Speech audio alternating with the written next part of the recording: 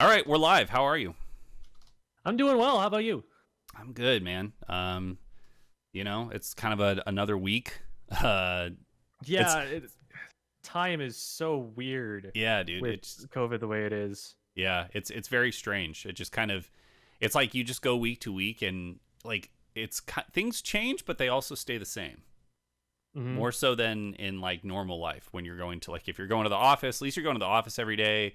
You're engaging directly with people and it's like I realized something weird tonight that was like I haven't. What have I not done for quite some time? That I don't know. It was something. I already lost it, but I Yeah. had this realization today where I was like, man, I haven't done this because I just haven't had to. Like it was just one of those things I would normally do, Oh, but I yeah. don't do it because I don't leave the house anymore. Yeah. You are a little background for people. You are a coach for Bravous Esports.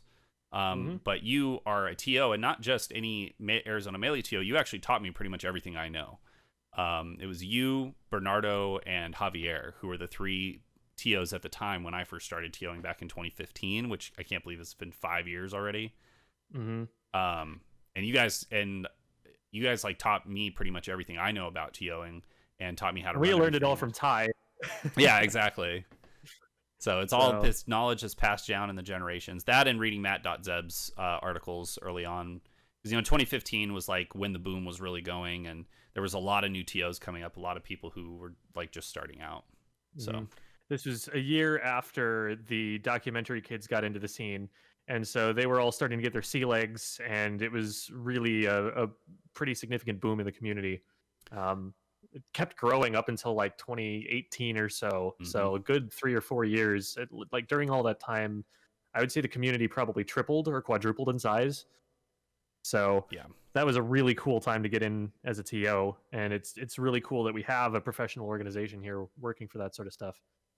So you started, when did you start TOing? What year? And you said you learned from Ty. So tell me, I actually don't know the story of how you got into it. You have Oh, been, just like to preface that, you have been I think, one of the most influential tournament organizers in our scene, even though you haven't run anything directly for, I mean, it's been almost 3 years now, I think.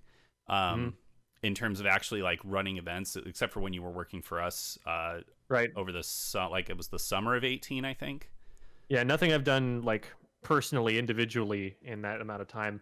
So But you it kind of were, happened by accident, which yeah. is sort of a funny story. Um, so it started off as the Barrett Smash Weeklies. Barrett is the honors college at the Arizona State University, and I was a freshman coming in that year. And the first thing I did, because I was already well aware of Smash boards, I got into the scene. Let's see. Um, my friends saw a video of competitive Smash in 2005, and they showed me this video, and I absolutely fell in love and wanted to learn everything that they were doing. Mhm. And one of the cool things that I can say about my career as a competitor is that I can now do all of the things that Ken and Asin were doing with their Marths back then, and then a lot more than that. Things that would have blown people's minds back then. Yeah, like tech that just um, wasn't discovered back then.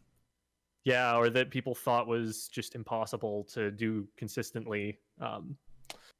But so I got my start way back then. It took about 2 years before I ever actually went out to a tournament because I was pretty young at the time, and getting out of the house that far away was a pretty big deal. But How so I old were was you well at the aware of. time?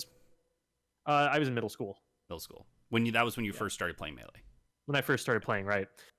So I was already well aware of Smash boards. That was kind of where I got socialized on the internet to some extent, learning about online forums and all that goodness.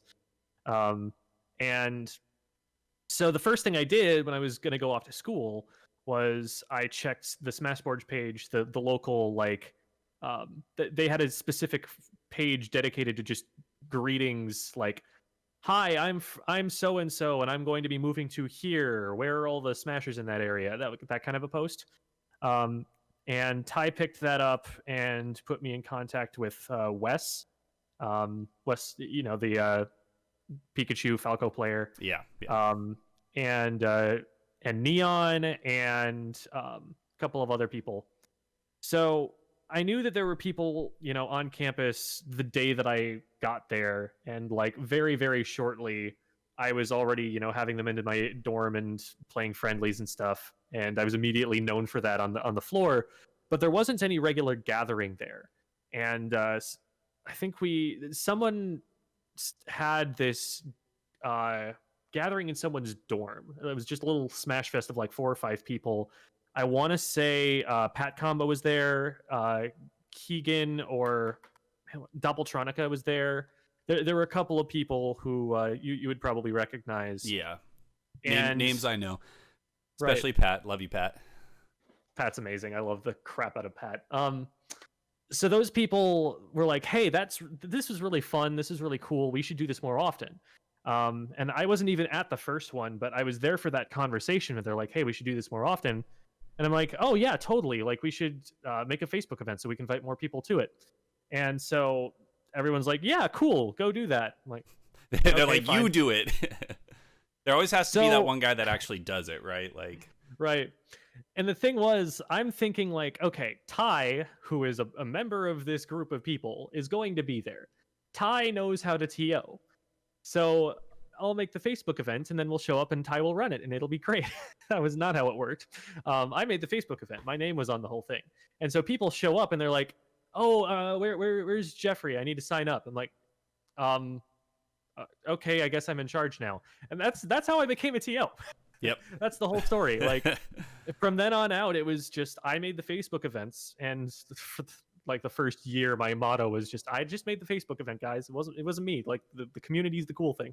Yeah. And eventually I was just like, okay, I'm being tiresome. But the weeklies started off like 5 to 10 people. It was really, really small. Just the few people that we knew, and maybe a couple of people who they also knew that played, that they invited later. And that was in the laundry room at Barrett, right?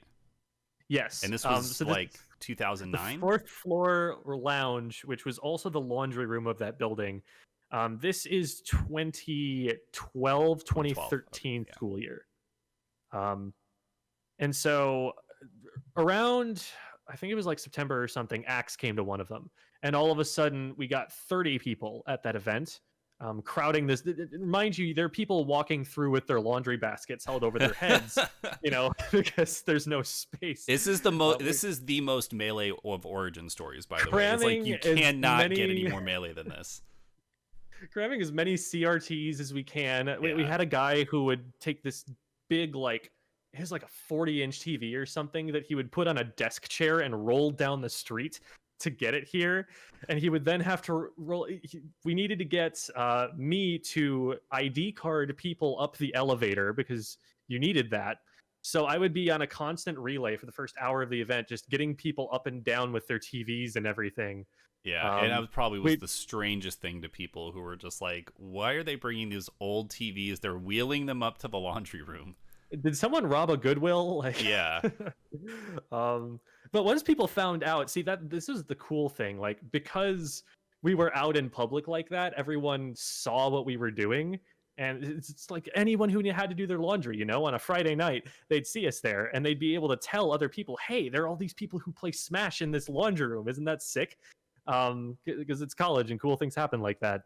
So I think that's like one of the key factors too. I mean, you have been instrumental, and were instrumental during the boom of Melee and Smash in 2015 in particular, of building a community.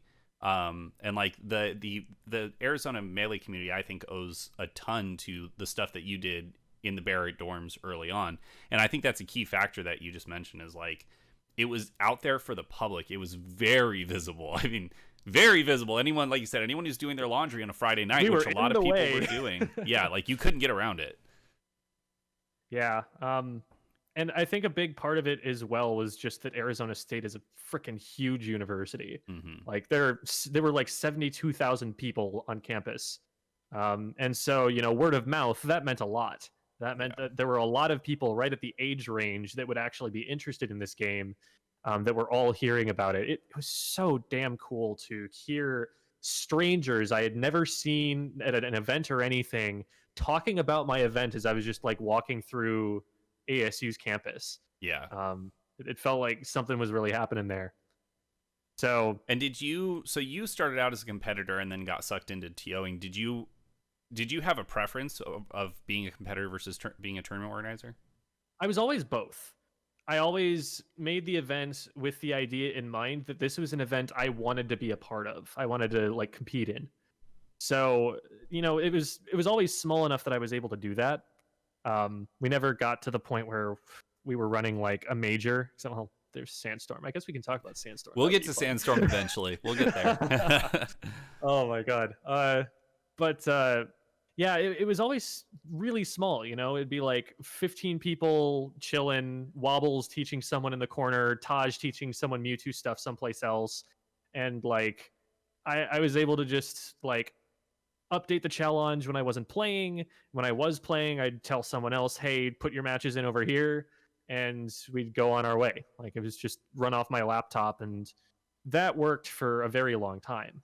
Yeah, I think that's that's something too that, I mean, it's not possible to do right now in the pandemic times that we're living in, but I really think that people don't give enough credence to laundry room melee, to just like the effect that it has when everyone is crammed into a small room and the best players in the state are there because that was where you played if you wanted to play the game, and they would teach people. Like, it's so weird to hear you say like Taj was teaching people about Mewtwo in the corner, and then and like Axe was here, and Wobbles was teaching everyone about wobbling and teaching people fundamentals, and like it, like that is how the knowledge is like transferred down through generations, right? Is the new kids come, they don't know anything about the game, and then they play a guy who got third at Genesis 2.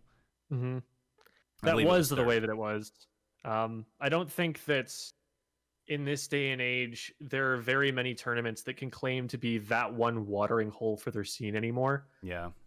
Where everybody has to come to drink, But we moved away from that. That was the weird thing, and that was something as I've contemplated why there was the downward trend in Melee. I do think moving away from that watering hole thing, that ease of accessibility really is what slowly brought the scene down over time and caused to I feel like that. I don't know if you think that's true or not.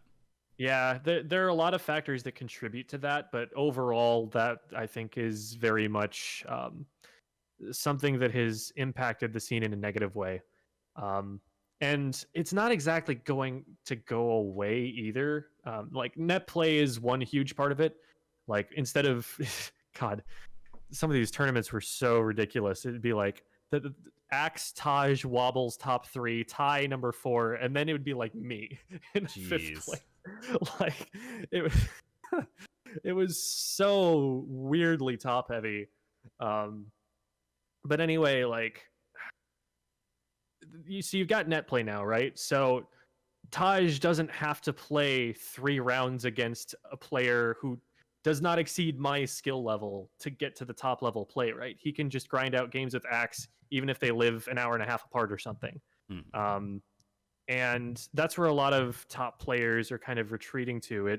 The top players are becoming more celebrities in the sense that their attention and ability to be resources to others are limited by just the sheer amount of demand now that the scene is bigger. And so that's something that, back in my day, it kind of like, it's something we have to adapt to. It's not something that I'm going to, I enjoy the times I have, but I'm not going to get like needlessly nostalgic about it when, well, that's not the way things are anymore, and we got to find a way to make it that way again. Yeah, definitely. I think that's important, is, learning from what was so good about the past and the things that were important, but then kind of saying like, you can't just focus on like, oh, things used to be so good, or it was this way. It's like, how do we bring that effect back? And that's something that we'll definitely get that I want to get to and get your opinion on in a little bit. But so you're in the Barrett dorms, you're in the laundry room. Eventually it gets to the point where you can't fit into the laundry room anymore, right? Yeah, we had a thermostat there that we could actually change the temperature on, which was insane. I can't believe they let college students do that. But so we'd set that way down.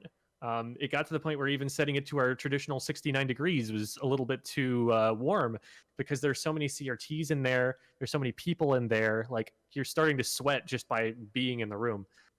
So it got to a point where, I'm like, okay, we've got 40 people packed into this place. This is too much. Like, we can only have so many setups because there are only so many outlets. We're blocking people from getting to their laundry. Like, let's find a better place. And eventually, the way we did that was we became part of an official student organization. The ASU Esports Association. It still exists. It's very different from year to year. I think that is something that would be good to talk about at some point here. But basically, we became a chapter of that organization. They had like different chapters for different games, because different games, they had different governing bodies. And like, the Rocket League people don't want to be told what to do by the CSGO people. Like, they've got their own thing figured out. We had our own thing figured out. We didn't want to get told what to do by the League of Legends people, Yeah. And so it was kind of separated, and on paper, that seemed like a pretty good way to run it. There wasn't a lot of coordination. There wasn't a lot of cross promotion, but we were able to become a part of that organization, and that gave us the rights to reserve classrooms for the period of time that we needed. And so we moved downstairs at this point to the Cottonwood Hall. People at ASU will know where that is. It was much closer to that was where I had my first event. It was still in Cottonwood, I think, when I went to my first tournament and handed out flyers for what was the name that we gave it? Was Sweet Spot. I remember that. Yeah. Yep. And I think everyone was there too. I think Taj was there. I think Axe was there that night. Meds was there, and I remember going up and talking to people who like I had never met before and be like, "Hey man, come to my tournament, Sweet Spot at Endgame Bar." Yeah, Meds was good by then. Yeah, but he'd been grinding. There was a time where I was one missed down arrow away from taking a set off of Meds, and I take that to my grave, because I'll never get that chance again, Yeah.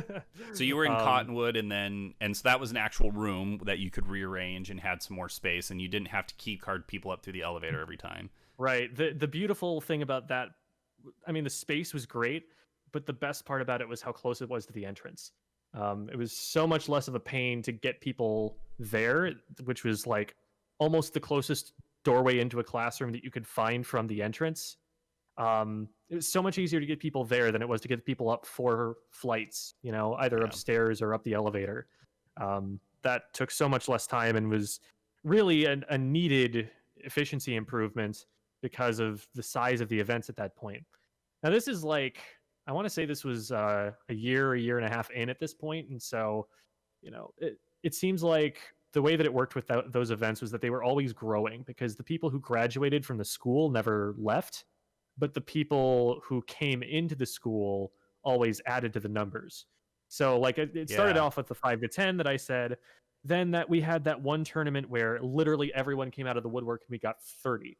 And that was huge. That was a tremendous, and it made me feel like, wow, this could actually be going somewhere. And then the average the next year was like 40.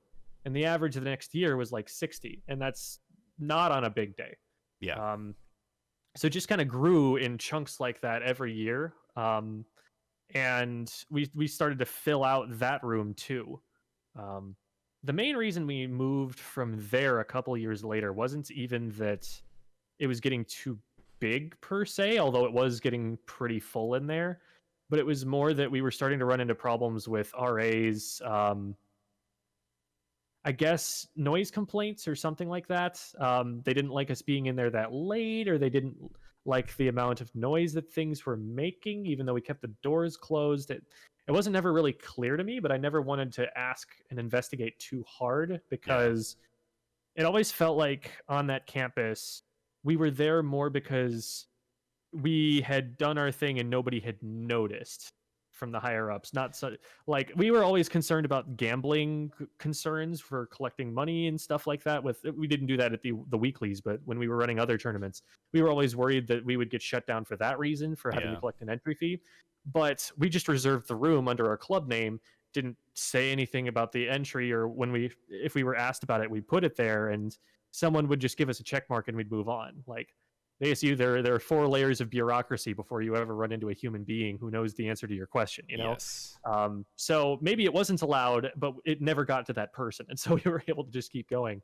Yeah. Um, Well, that's the story of the Smash community in general. Is it's so bootleg. It's so just like, well, we just kept going until someone said something, you know? yeah. And which is great. I mean, I think that that ability to fly under the radar, I mean, honestly, from what we've seen, like, it's been both a blessing and a curse, because there's definitely things that flew under the radar that we know now that should not have flown under the radar. But on the other hand, it let us. I think that the popularity of Smash has always been, in addition to the fact that it's a game that is best played in person, although netplay kind of, like, netplay 2.0 or Slippy 2.0 kind of changes that a little bit, but it's not the same. It's not the same as playing in person.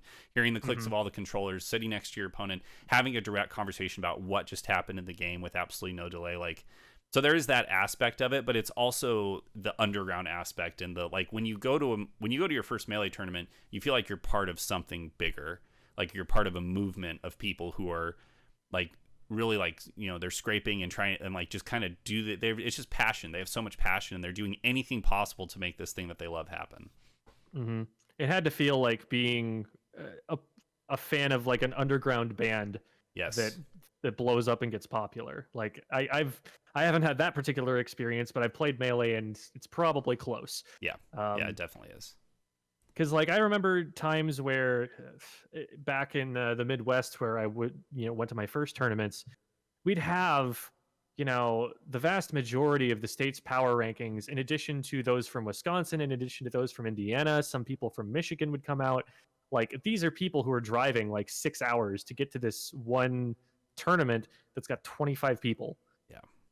Like, it was so small, but it was so cool. You knew everyone there. Like, I could just sit down and get advice from Dart or Kells if I wanted to.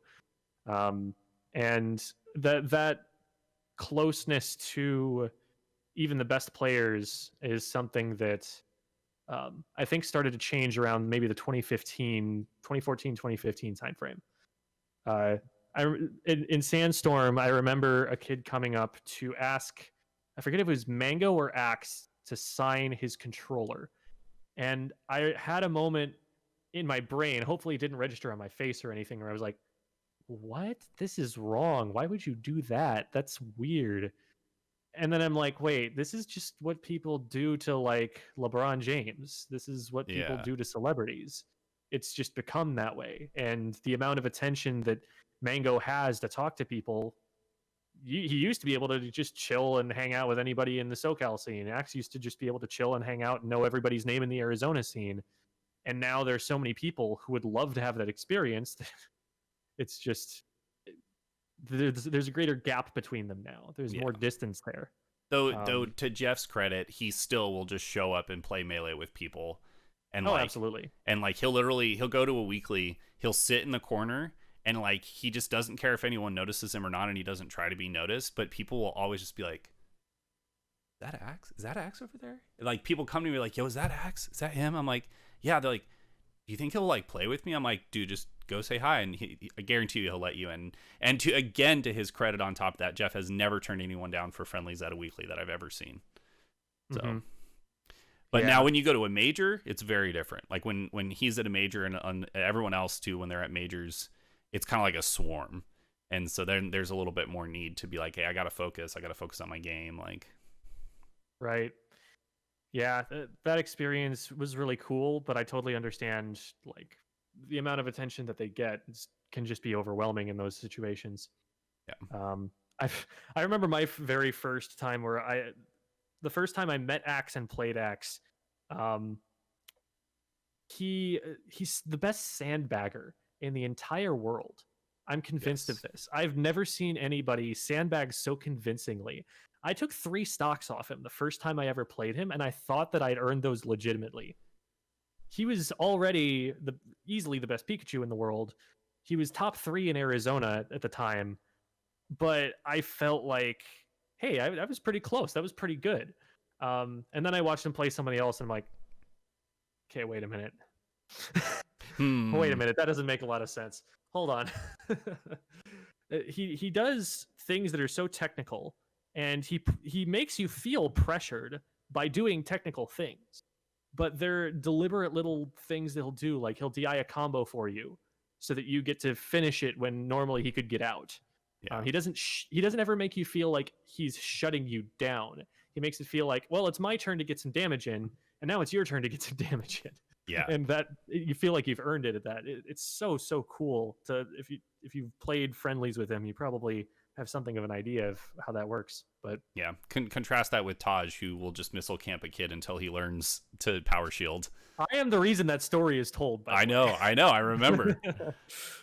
That was a class. So for anyone who hasn't heard that story, there was a battlefield once at Endgame. This was this was late 2015. That was our monthly series that we were doing. This had to have been, it would have been September-ish, October, and I think of 2015. And Taj is there, and there's this kid, and this was when Battlefield had blown up to the point where we were getting 90 people every month. And I remember this. Taj had registered under a different name, so we didn't know how to seed him. Yes, so he ended up in a pool. It was way wrong for him. I actually remember this. It was April because it was the one that was on Easter weekend. And it was when Johnny was in town, I'm pretty sure. And so it was like Easter weekend, and I was like, man, I don't know if people are going to come. And then everyone showed up, and I was like, okay, well, Smashers care more about Melee than they do Jesus. We know this. But Tony is there, and there was this kid. Dude, this kid was like 9, I think. I think he said he was 8. Yeah, he was His tag was Blake Fox 65. Literal child. Don't know where the 65 came from. No. He was not born then. And so he's playing, and he was playing Marth, and he's playing Mewtwo. He was playing Mewtwo against Taj's Samus. Yeah. So like he locks in Mewtwo, right? And then Taj, I'm thinking like, oh my god, the kid plays Mewtwo. He's gonna pick Mewtwo, and it's gonna be so cute, and he's gonna teach him Mewtwo things. No, he picks Samus.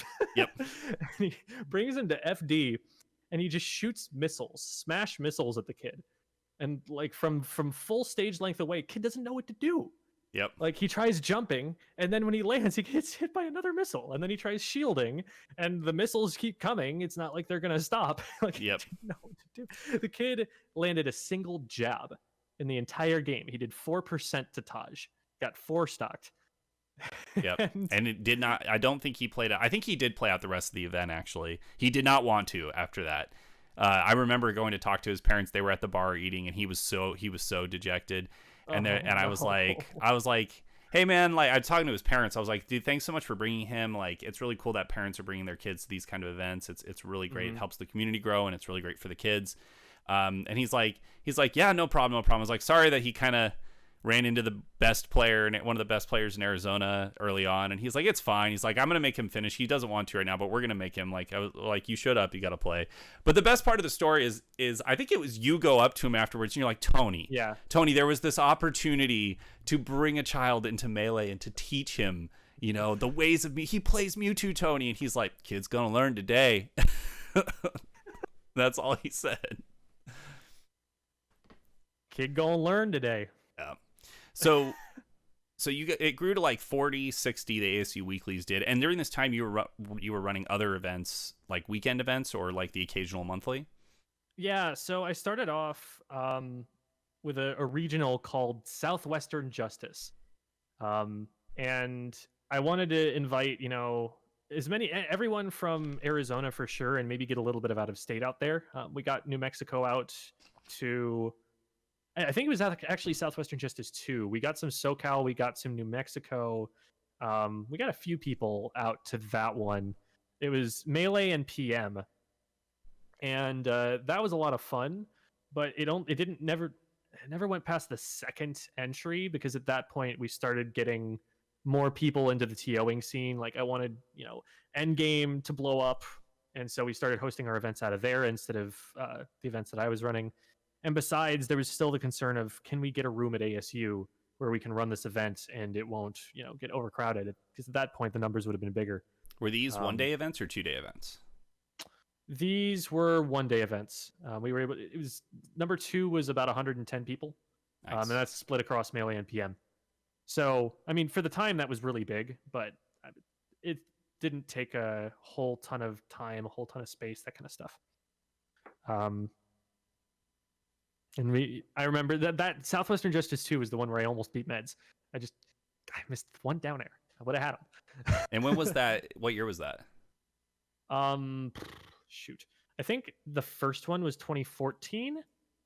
I'm gonna look that up really quickly and see. I wonder if it'll even show up when I Google it. Oh, hey, it shows up on esportsearnings.com. Oh, Cool. nice. So the first one was 2013, and then Southwestern Justice 2 was early 2014. Yeah. So that was like just before. Well, no, because we came on the scene in 2015. So that was about a year before that. Mm-hmm. That was a year before SAK came on the scene. Yeah, I think it was Endgame in particular that once that started coming up. Endgame was a gaming bar where you could go in and get food, but then just play any of their arcade machines, any of the video games they had there. They would bring consoles to your table. It was a really, really cool concept. It was like the earliest gaming bar, like one of the very first ones. There's gaming bars all over the place now, but they were doing it like first. Mm-hmm. And we wanted to support that, and also knew that we would get more people, more eyes on what we did if we ran tournaments there. So it was a pretty good combination for us.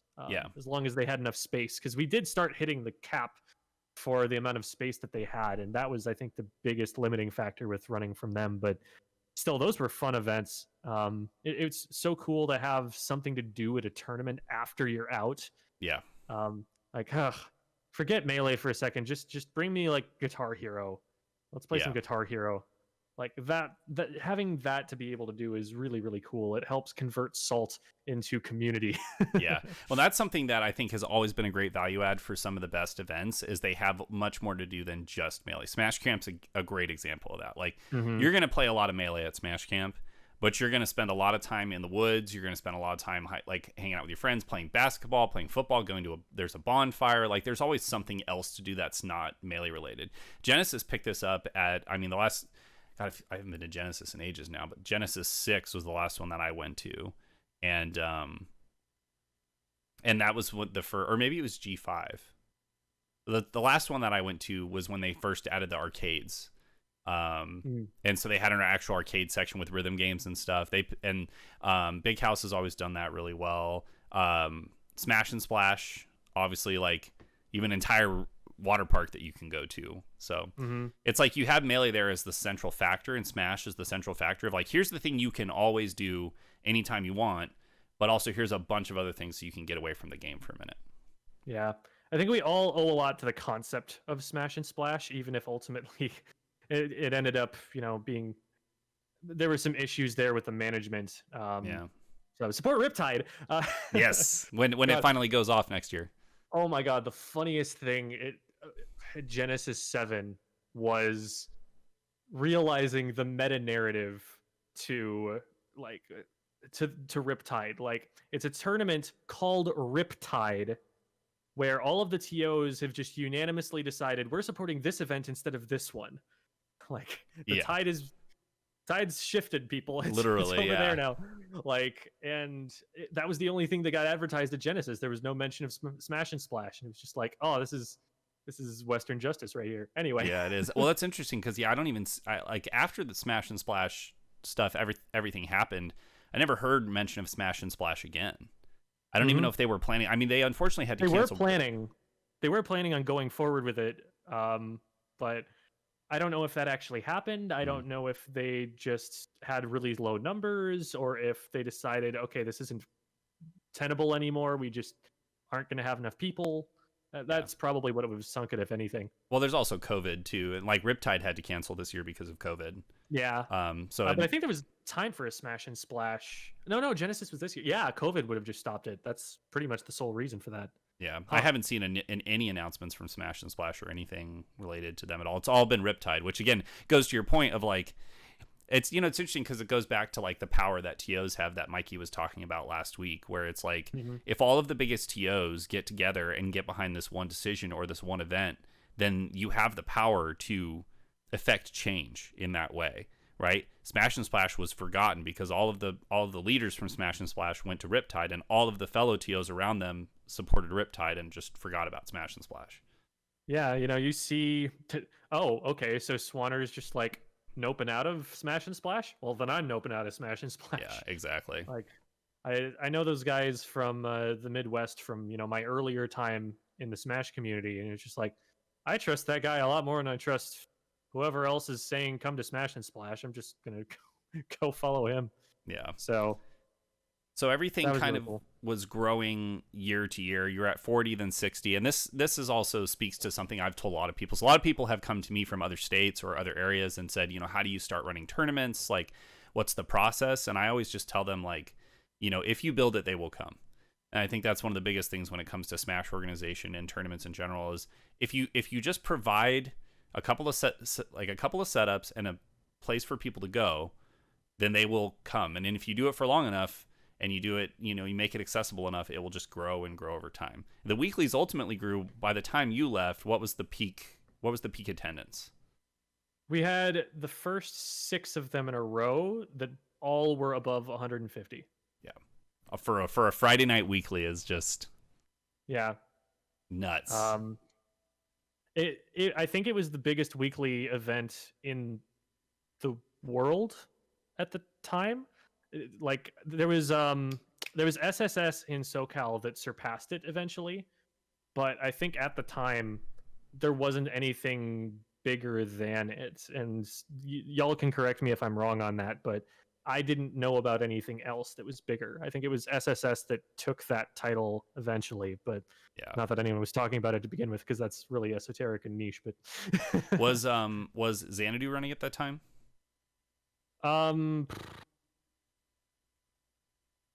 I think it was smaller at the time. Obviously, that blew up because VGBC became the biggest Smash content creator, but this was, I think, when they were still making a name for themselves. So I seem to remember like them being at like 70 or 100, something like that, around those numbers. Probably around that time. Yeah. Although that was, and those were paid entrants, I suppose, versus free. And there's always been a long-standing debate about free tournaments versus paid ones. Yeah, and I've been at the center of that for a good long time as well. Yeah. What was your opinion on that? So I wanted to use the weeklies as an experiment, basically, because all the tournaments that I had ever been to had been paid, and I wanted to see if making it free made it more accessible. This goes back to something Patrick said a very long time ago. He talked about Random Player 69. Random Player 69 is the player who you don't learn their name. They are very, very peripheral to the community, but there are a lot of people who are Random Player 69. They're big fans of Super Smash Brothers. They're like, hey, this game is so cool. I loved this game growing up. Maybe I might be interested in getting into the competitive community. And my whole goal as a tournament organizer was to get as many Random Player 69s at my tournament as I possibly could.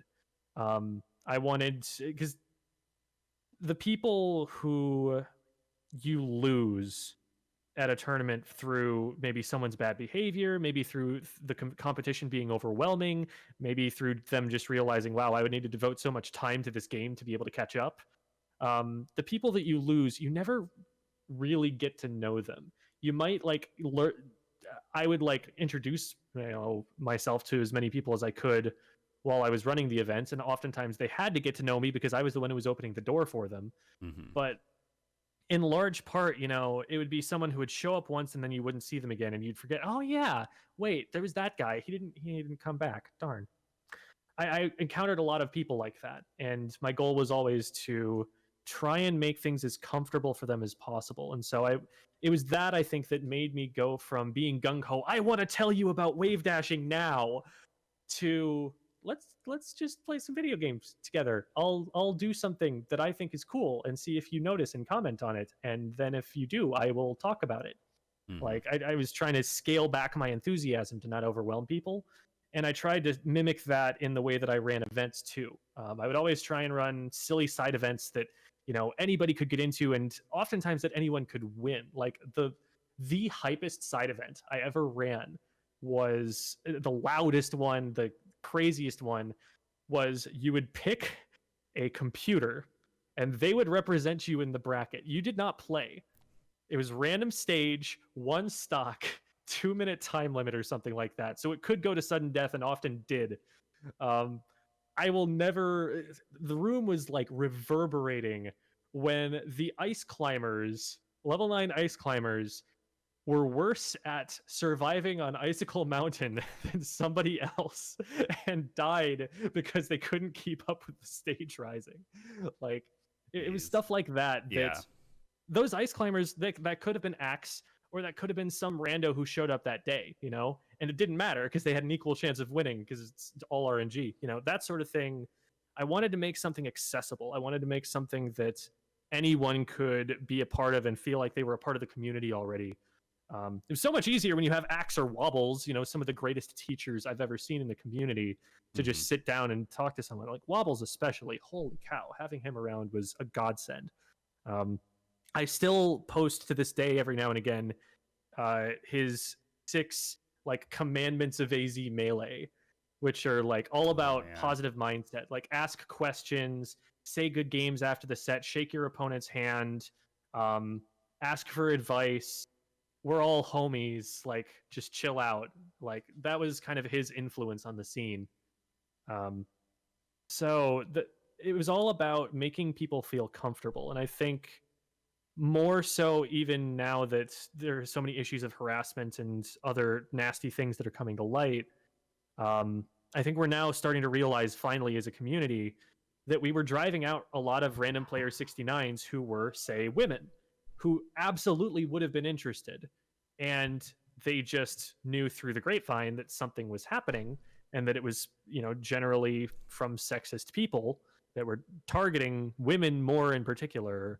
Maybe they were realizing that women in this community, they feel alienated. People pay more attention to them than anybody else, and they feel like they're a unicorn in the room, and they feel like they are the one that stands out, that they don't belong. All eyes are on them. It's an experiment. It's an experience that makes you put up walls. It's like when you get called on when you're a student in a classroom and you don't know the answer and everyone's just looking at you. That's what it felt like for all of those people for such a long time. And I think hopefully, finally, we're starting to realize as a community that we've been doing that all this time, and that maybe we can actually bring those people in. Yeah, I do think that one of the things that we're moving towards, and we talked about this, Mikey and I talked about this last week, is we're heading towards a big reset in Smash. Between COVID and between the massive reckoning that happened over the course of the last month with pretty much all of the, not all of, I mean, a good big chunk of the most influential leaders,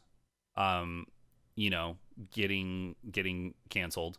A lot of really great players leaving the scene, or like being forced out of the scene because of all this, and rightfully so. There's a big vacuum. There's gonna be a huge vacuum, and so we have this. I look at it as a really good opportunity to rebuild. We can go back to, and probably will have to go back to, laundry room weeklies. And I don't think that's a bad thing. I mean, I think when COVID clears up for Melee in particular, the first thing that's going to happen, and even for Ultimate too, the first fests are going to be in people's homes. When people start feeling comfortable enough to go to each other's homes again, that's what's going to happen. Is it's going to be small fests in people's homes, then small fests on campuses. We have the ability to rebuild that whole thing. Mm-hmm. I really do hope that happens. I worry about the influence of net play and the fact that the scene has grown so much that, in the scene now, there are so many people that you don't actually know every single person who's in the scene. And so it might be a little bit less comfortable to invite people into your homes that way. But I know that there are a lot of the old guard who would be happy to do such a thing. Yeah. So we'll see how that pans out. I have no idea what's going to happen. It's going to be really interesting to watch. And, I hope especially people in universities definitely have a lot of ability to make something happen here. They have the ability to make a move with say their on campus, like their athletic director or something. Like this is the time, like right after everyone comes back from COVID, that's going to be the time to approach them and say, hey, there is now like no regular event for X game in my area. Like all across the country, I feel like that's going to be the case because it hasn't been the case for however long since the quarantine happened. And I'm hoping that that will be after so many community organizations have put more effort into esports since it became a necessity. Like you see all these professional sports teams that are, the MLS is having players play FIFA. Yeah. We actually ran events with the Dallas Stars where they hired us to run an NHL 2020 tournament for their fans. Like, there's been a surge in organizations that didn't do esports before picking up esports. Yeah, out of necessity, like you said. Hopefully that'll legitimize it in the minds of more people, and hopefully that will lead to a flourishing after quarantine is lifted and we're able to go back to our regular business again. Yeah. So I just don't know about with net play how that's going to work out, like whether that is going to be the default or whether it's going to become an online game. Yeah. Well, so one of the things that Mikey brought up last week when we were talking, is he mentioned that he and you were talking, and you were talking about if you had to choose a game that was the game you would get into, the competitive game you would get into right now, what would it be? And he said that you chose Melee. Mm-hmm.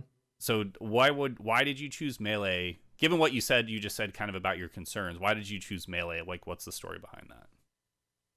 So I think that, oh man, it's more than just the support from Nintendo that made me say that, or the lack thereof, really, because something very peculiar happened with Melee that I think is really staggeringly cool. When Brawl came out, everybody who was a diehard Melee player, I don't want to say everybody, like Wobbles gave it a very good fair shake. He stayed with that game for like a year or something. But the vast majority of the Melee community specifically hated the game. It took me about a week before I was like, this isn't as fun as Melee was. And so many people, all over the place, that was the resounding chorus. There were some pretty, nasty juvenile debates on the internet over which game was better. The community was a lot younger back then, and things didn't always stay civil. Yeah. But those things don't really stay civil now. That's the internet. They're a little bit more adult passive aggression now than just straight up aggression. That's fair. But so there was a huge schism that was created between Melee players and Brawl players, between Melee players, that there wasn't really a precedent for people being Melee players while Brawl was out. But when Brawl came out, enough people were like, man, I'd rather just play Melee, honestly. People just played Melee. The revival of Melee was probably the single greatest symbol of that happening. And it literally did revive Melee by itself. Almost like the stuff that happened at that tournament and the concept of the tournament, it made it so that Genesis of that year was the biggest event that Melee had ever had, and at that point everyone knew it was back. Yeah. So this was, what year was revival of Melee? It would have been 2008. Okay. And did you go? No, it was in New York. Okay. I had just gotten into the game and traveling out of state to do you remember the line where from the Smash documentary where Chillin's like, I was a 14-year-old kid and we were just hanging out with these like 21-year-old black guys from the Bronx? Like, that's definitely a problematic statement, but I totally understand where he was coming from. Yes, yeah, for sure. Well, that has been one of the interesting things about reviewing everything that's happened over the course of the last month, has been like, all right, there were some pretty obvious flags. Definitely there were some things that I think someone put it as like, So you got a bunch of young adults and kids, and you put them in a hotel room for the entire weekend and just let them party and play video games. And it's like, and there's like there's no supervision, there's no restriction. You just let them go. So yeah, it's like kind of when you think about it now, it's actually like a little scary. But one thing I'll ask you down the line is what you think we're going to be able to do to safeguard the community in the future. But yeah, so revival of Melee happens. And this was just before, so this wasn't just before, this was 2008. The doc doesn't come out until what year? Yeah, this is a completely separate wave. Yeah. This era of Melee, it's often called the Dark Ages. It's funny that we actually have like consistent terminology for this at this point. It's like there's like the early days, then there's the MLG Golden Era, then there is after it's dropped from MLG, there's the Brawl Era, which is the Dark Ages. But then around 2009, it starts to make a resurgence. Those two tournaments were what kickstarted it, but what held it in place was Homemade Waffles by himself. That man and his content, everything that he produced was just a time capsule of what was going on in the scene at the time. Like it's very low quality commentary, but it's all about the people. It's all about the storylines, and the reactions are so genuine. Everything that he reacts to, it's often said like it feels like you're in the room with him, and oftentimes we were in the room with him. While that was going on, So that content by itself sustained the community through the difficult times, and it started growing gradually up until we hit Evo, and then that was when it really took off. Like the fact that it could potentially be an Evo even marshaled the whole community around it, and that's when Melee It On Me comes into being. Bobby Scar becomes the household name. He'd been known, obviously. His combo video was sick. I Killed Mufasa was like the standard for Melee combo videos for such a long time. Like, he's a known competitive player, but he became community leader and figurehead basically overnight once he started that podcast. And that's when Melee Hell gets started, and that's when a whole nother brand of things start propagating. Do you know the story of Melee Hell? I do. Well, I mean, I know about Melee Hell, but I don't know the story. Are there origins here? The way that it started. The lore. I was there, and I remember its creation. Like, I remember the day it happened. I remember seeing it and poking my head and seeing what was going on. So what happened was Melee It On Me was the community Facebook page. Like, if you didn't have a regional page, you would go to Melee It On Me. And that was where everyone in the Smash community would go. And predictably, that gets overwhelmed really quickly. That was when everything splintered into like regional groups instead of one big major Melee It On Me group, because it was just way too much, obviously. And anyone who wanted to shitpost could immediately, bury the useful content. So they didn't want to get rid of, the joking around, the community tomfoolery. And so they created, not Melee Hell, Melee Social. Well, Melee Social runs into kind of the same problems where it's a lot of people shit posting, or a lot of like 12-year-olds who think they're being funny, but they aren't. And it quickly became like kind of a ghost town. And so one day somebody made cool Melee Social sort of as a joke, like the Melee Social, but like the Melee Social you really want to be in, but it was still open entry, right? So everyone who thinks they also at the same time created Melee Hell. And everyone who thought that their posts were cool went to cool Melee Social. Everyone who knew that their posts weren't cool went to Melee Hell. And so for 3 weeks, Melee Hell was the funniest damn place on the internet. I loved that first 3 weeks. Right. It was after about the first 3 weeks that it started becoming an alt-right hate mob. That was before the term alt-right was even coined, though. Right. It was very proto-Gamergate. Like, it was that 4chan movement, but before that became known to the mainstream. And so you start to see the same like social tendencies, the ways of like making confrontation with rational discussion difficult, the ways of abusing plausible deniability to act in bad faith. You started to see a lot of that sort of thing directed, especially at Milk Tea. She was a huge figurehead of feminist Melee, I suppose, at the time, having been mentioned in the documentary for that reason, and having spoken out pretty. Um, and she, she'd been around for a very long time. She knew a lot of the top players. She had a lot of respect. She had a lot of clout at that point, and so she was one of the people who felt most comfortable speaking out about it. And it's very telling that she's distanced herself from the community so significantly since that time. But like scapegoating her, for example, is another classic Gamergate kind of tactic that was seen in Melee hell before Gamergate was a household name. I don't want to say household; it's very niche still to even know about that. But yeah, before the Gamergate right. movement happened, right?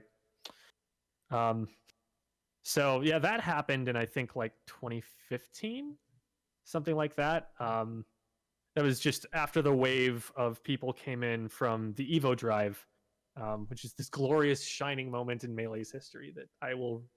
That was a moment where like real grassroots action happened in a way that it might never happen again. That was so beautiful. What was your experience with that? Wow.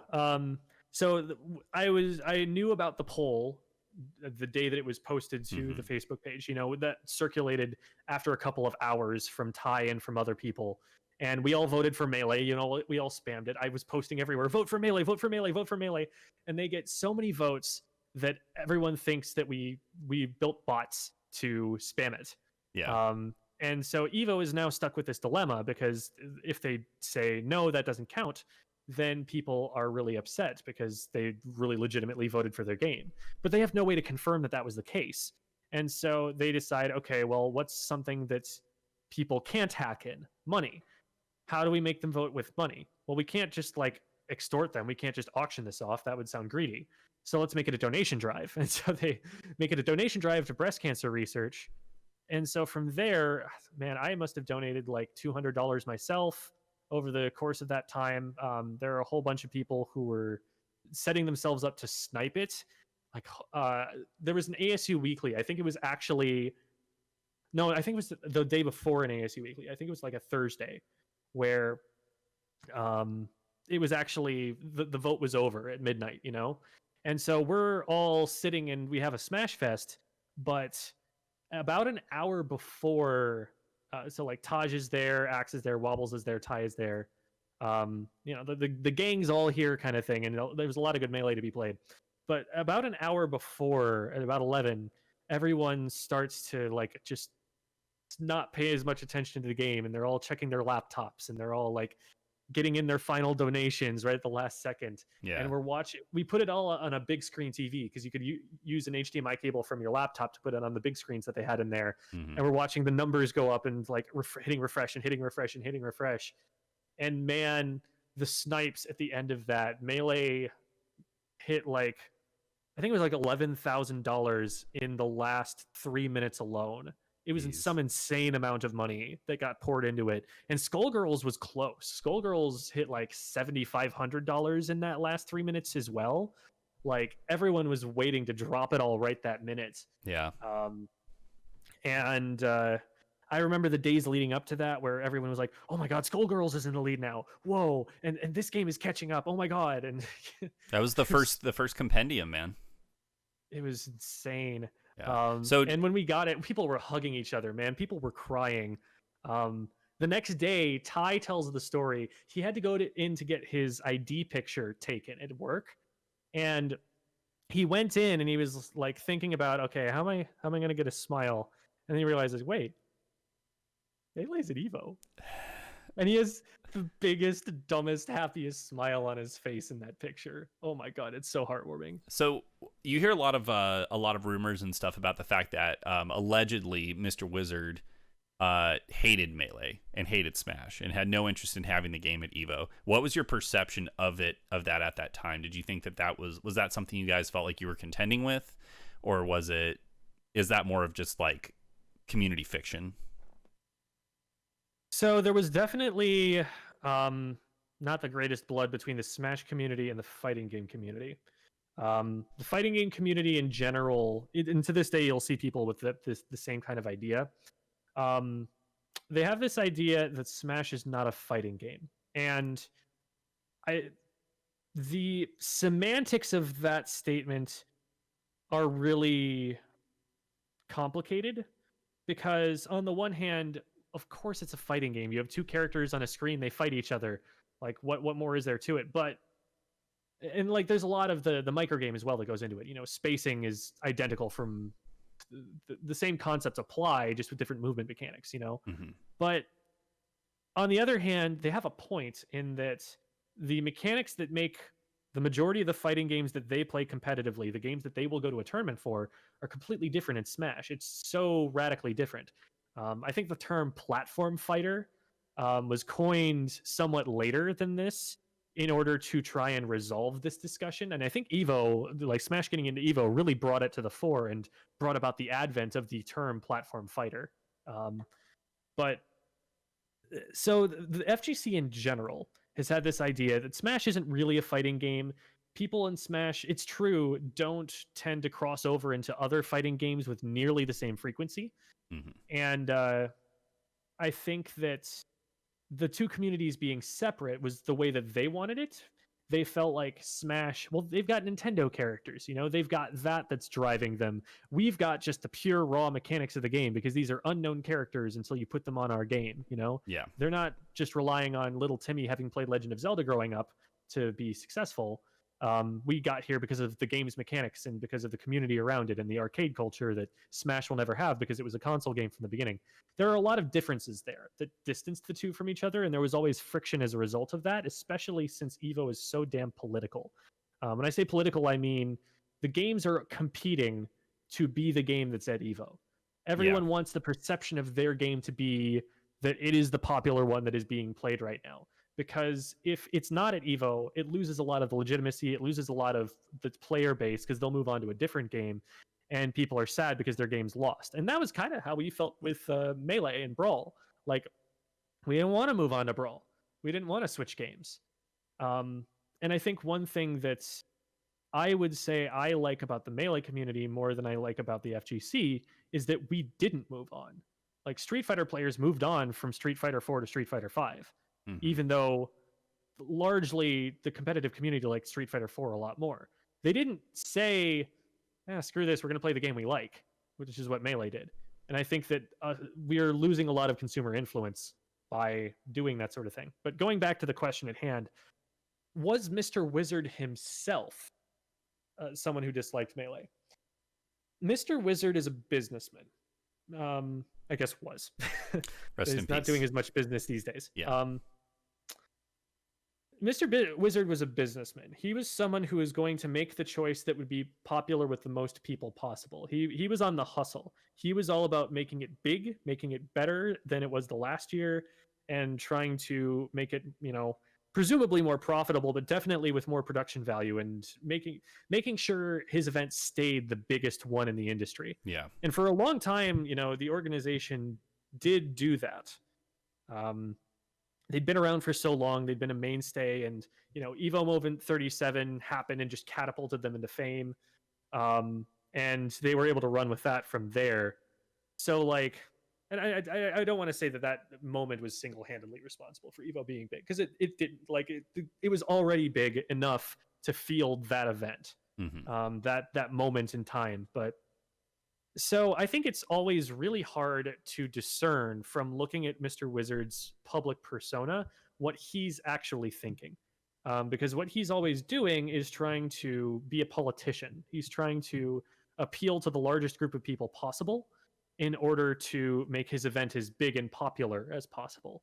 Mm-hmm. I never really put much stock in him as a person for what he said.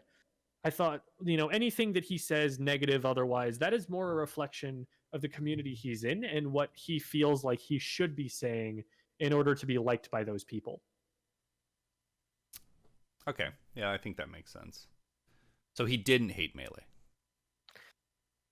I don't think it's hard he to cared say about Melee. I don't think he gave a crap until they posted big viewership numbers. And then all of a sudden he was like, okay, this is actually worth keeping around. I do think, you know, this is all conspiratorial nonsense based on nothing, but I do think that Nintendo probably played a pretty significant role in Melee being removed from Evo. I think that, I mean, obviously, you know, 2013 happened. where they tried to pull it and that didn't work. Yeah. But God, you've screwed up when you've provided no support to this game ever, but every single like news journalism, gaming journalism outlet, even some mainstream journalism outlets are reporting on it as, what the heck are they doing? Why are they this stupid? Tell the story for those who don't know it, because that's another good piece of Melee lore. So Melee gets into Evo, and then like a day or two later, it is determined that Melee will not be streamed at Evo. And this is unusual. It's one of the 8 games. They're all streamed. People are wondering why. And it immediately, within hours of this announcement, that investigation uncovers that, okay, there is most likely a cease and desist that Nintendo has put out stating that this game cannot be streamed at Evo. And that this cease and desist intended initially to remove the game from Evo entirely, but eventually compromised on them not streaming it. That was the compromise that Evo was able to win with them. This pisses everyone off. Yeah. Every player of Melee, every player of Brawl, every fighting game player, like this united a lot of really, really angry people. And gaming journalists caught on to this very quickly.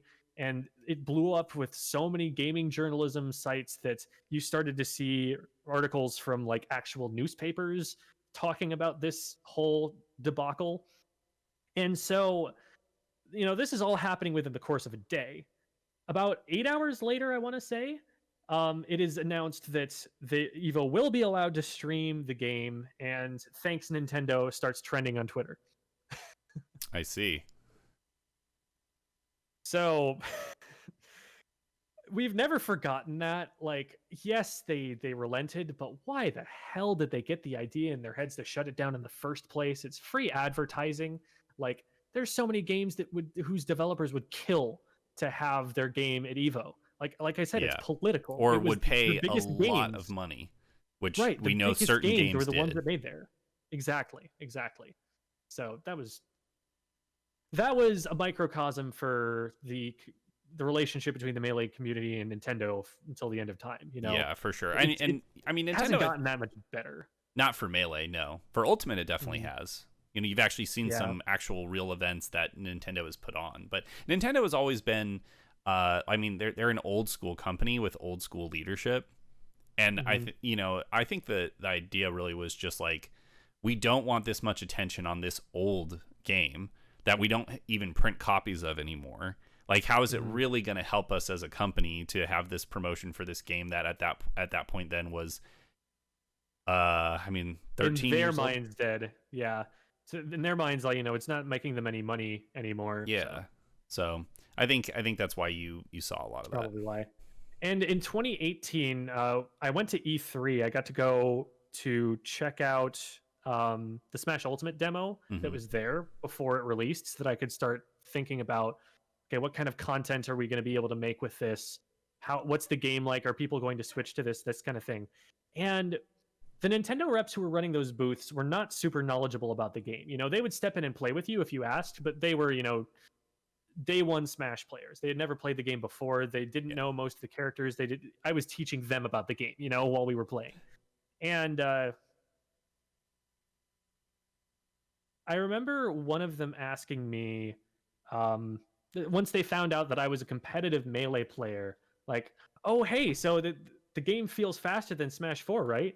Like, this is a game that you think a lot of Melee players are going to switch to? Like, they were looking for that information. Yeah, that's interesting. They knew. And bear in mind, they had Hungrybox nearby to ask this question to. They were just getting this question they were asking everybody about this. Yeah. So it's something that was on Nintendo's radar, I think. And I think that does show in Ultimate's mechanics. Mm-hmm. They were trying to find a middle ground between the two. They were trying to not alienate the casual audience, but shift as many Melee players over as possible. And as somebody who loved Melee, I hate that they succeeded so well. Do you think that Melee's mechanics alienate the casual audience? Like, if it was perception of Melee mechanics alienate the casual audience. I think the idea has gotten across that Melee is a difficult technical game, which it is, and here's the part I disagree with, that, oh my god, it would take so long for me to have to get into Melee at this point. Like, people tell themselves, there are people who are so good at the game now, it's been out for so long. I don't think that's the way to think about it, because I think, everyone starts off on the same footing. Sure, it might take a little bit less time for you to become a top player, but for you to become a competent player, it's going to take the same amount of time it took everyone else. And so that's something that I dislike about the current discourse on Melee. You talk to a lot of Ultimate players. Like, a Melee player will be just like, Ultimate? Yeah, whatever. But an Ultimate player will be like, oh yeah, Melee's so cool. It's just I could never play it. It's not for me. It's not my game. I couldn't do it. That's kind of the response that you get, which is almost more frustrating because the 2013 gem in me, who wants to go and proselytize and evangelize the game to everybody, wants to be like, well, no, it's such a good game though. It's so cool. Like, and you can learn this really easily. Like, I learned this part in a week. Like, it just takes a week. Like, all you need, this bare minimum amount of, like let's just play the game together. You'll see, it's so cool. Like, there's a part of me that wants to be like that, but I always think about, I've restrained that these days. I always think about like that idea of like, well, it just takes a week to master this thing. The legends say that one of the few Melee players who really practiced every single day was Armada, and he would practice for 1 hour every day. Allegedly, I don't know if this is 100% true or not, but my understanding is that Armada practiced 1 hour at least every day, and just by doing that, he became the greatest player of all time in Melee. I think Cyrox was a phenomenal example of practice. Because he would only practice for about 2 hours a day, which, by some standards, I've seen Meds and Axe just sit and play friendlies with just each other for 8 hours straight, you know? Some people grind, but Cyrox, he only kept it to about 2 hours. And if you think about, like, sitting in a classroom and learning something, at about 2 hours, your brain starts to go to mush, right? You can develop that endurance over time with practice, but in general, for most people, it's going to be about 1.5 hours, 2 hours that you start to just not think as clearly as you were before. Your brain is tired of thinking about the same thing for so long. Yeah. And I think he structured his sessions around that and maximizing the amount of time that he was playing the game before he started just executing and repeating and practicing bad habits. Most of the time he spent would not be spent actually playing the game. He'd have maybe a 40-minute tech warm-up or something at the beginning, but then the majority of the time after that, he would spend maybe looking at recent tournament footage and breaking it down and thinking about, okay, what's my game plan going forward? And then as soon as he would learn something new he wanted to try, he would work that into his warm-up routine, but then just go back to studying again. And he did all of this on his streams a good while back, and it was a phenomenal insight into his methodology and his analytical mind and things like that. So I think that was a really powerful way to practice that, again, doesn't involve the amount of hours you would think it would take. Do you think he shot through the ranks too? He went from being an unknown name to being top 50, I think, in a few months. Yeah. Well, I think that speaks to just the idea of learning, and learning is a skill and practicing is a skill, and you can practice effectively and you can practice ineffectively. That's something that I've always, like, anytime I've ever tried to learn something or I found a game that I wanted to get better at, I would always start out by trying to practice effectively. I was super huge into StarCraft back in like 2008, 2009, all the way up through like the first expansion pretty much. And I loved it. I played the crap out of StarCraft, and I learned a lot about how to learn and how to practice by trying to get better at that game. And that's one of the big things is like, start with just saying, like, in StarCraft, there's a lot to manage, right? You've got your economy, and then you've got your individual units you have to work with. And so you say, like, I'm just going to start by this game. I'm going to make workers every time. Like, I'm always going to have workers in production. And then you go back and you watch your VOD and you're like, okay, I had workers in production the whole time. Now I'm going to focus on this thing. And effective practice, just the same way as working out. Like, you can have efficient workouts, or you can work out and you can get something done in 40 minutes where your full body is exercised and you get a good workout, or you can sit there for 2 hours and just be like muddling around and not actually get very much done. Mm-hmm. Yeah, definitely. So you go through ASU, you leave behind this gigantic Smash Weekly, a whole community that you've built, and then you go on and you ultimately became a teacher. Mm-hmm. Yeah, I was a classroom teacher for 3 years. I guess 4 if you include my student teaching, which is very important and valid experience and gave me a lot of insight into a specific age group, but it was definitely a lot more sheltered because I had a teacher there with me. Yeah. But I think that experience as a TO was actually really valuable as a teacher. I had a teacher voice already built in. I told people, this isn't my teacher voice, this is my TO voice. Like, I never used a microphone until we got to like MVG Sandstorm. I'd never needed a microphone. It was just, there are 150 people in this room all talking. I'm going to get up on a chair and people are going to listen to me because I'm loud enough. Yeah. So that was always a point of pride, this weird point of pride too, that my voice had just been trained up to the point where I could be loud. So that was really useful. And I think there was a lot about the care that you take when communicating with members of the community. The way that you address people when they may be your homie or they may not be your homie. They may be a stranger who just walked in. And the way that you manage both in the same room at the same time. The way that you, when you're in a position of leadership, representing the scene, you're accountable, you're responsible to a lot more. I think that carried over really well into teaching as well. Yeah, you've always had a teacher's mentality, I think, and like Taryn, are one of our TOs now. He went on to become a teacher working for the Mesa school district. But he had that same thing. I think that those two skill sets do go kind of closely hand in hand because you're working with a diverse group of people from diverse backgrounds, different ages, different levels of maturity, and you have to be able to interact with each of them and treat them equally, and guide them.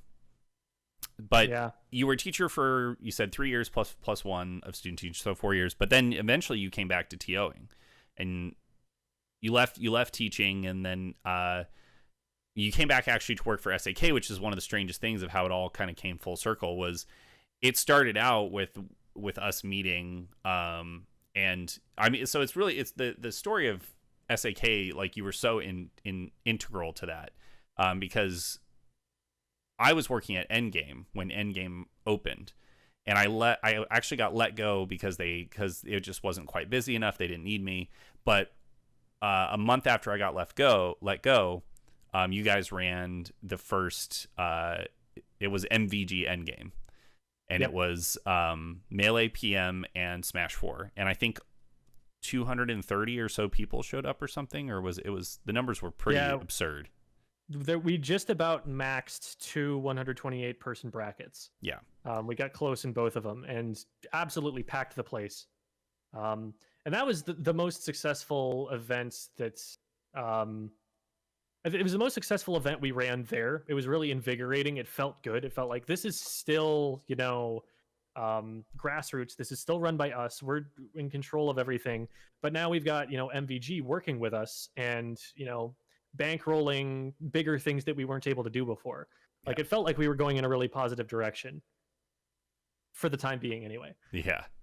And so it was around that time that I remember talking to the owner and telling him that they should be doing Smash stuff all the time because so many people were showing up. And that was how I ended up getting into TOing. Was a lot of people asked me the question. It was because I saw what was happening with tournaments, and I was into Smash. I was not, I played very casually. I think I put like over 1,000 hours into Brawl with my friends, getting very drunk when we were in college and staying up till 4 o'clock in the morning playing Smash on a 55-inch TV, which therefore had an incredible amount of lag, I'm sure.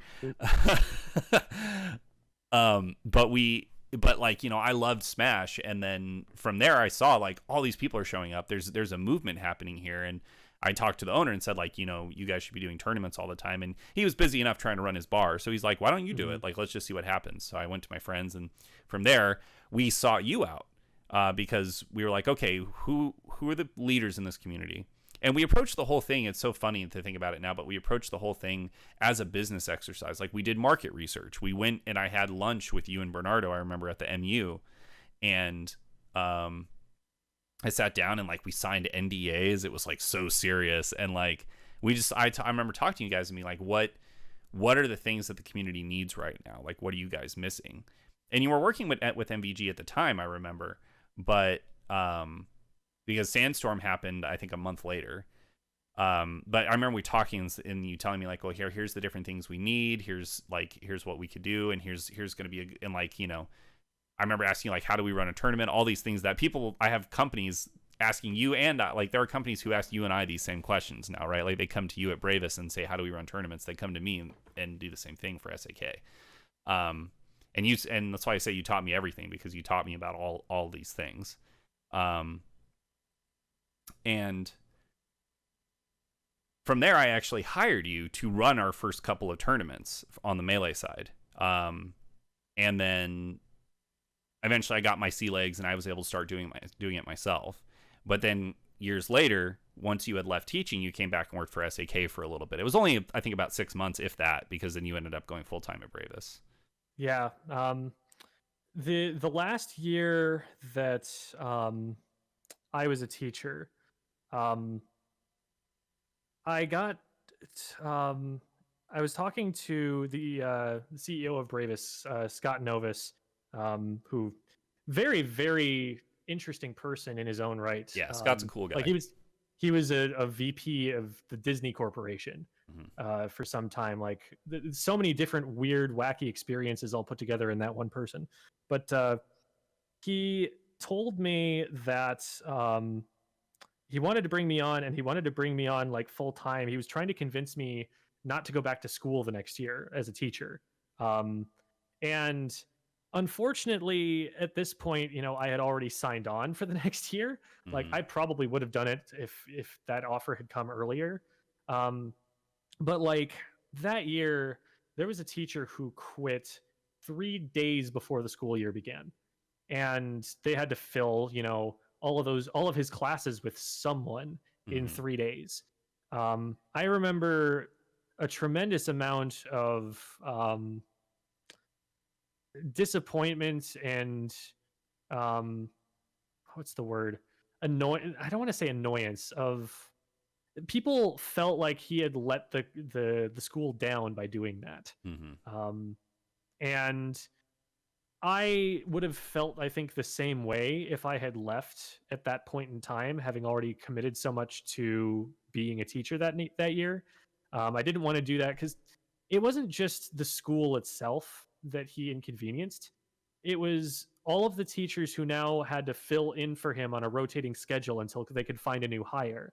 Because that process took weeks. And in that time, you know, the classes that are missing this teacher, first of all, they're asking questions. Why do I have a new teacher every day or every week? They're figuring out, oh, someone just ditched us. You know, this teacher wasn't willing to commit to it. You know, that impacts the way that they're thinking about it too. And that year ended up being notoriously difficult to manage because they just had that culture from the beginning of people don't care as much about what we do. So I didn't want to do that to anybody. I didn't want to impact anyone's education to that extent.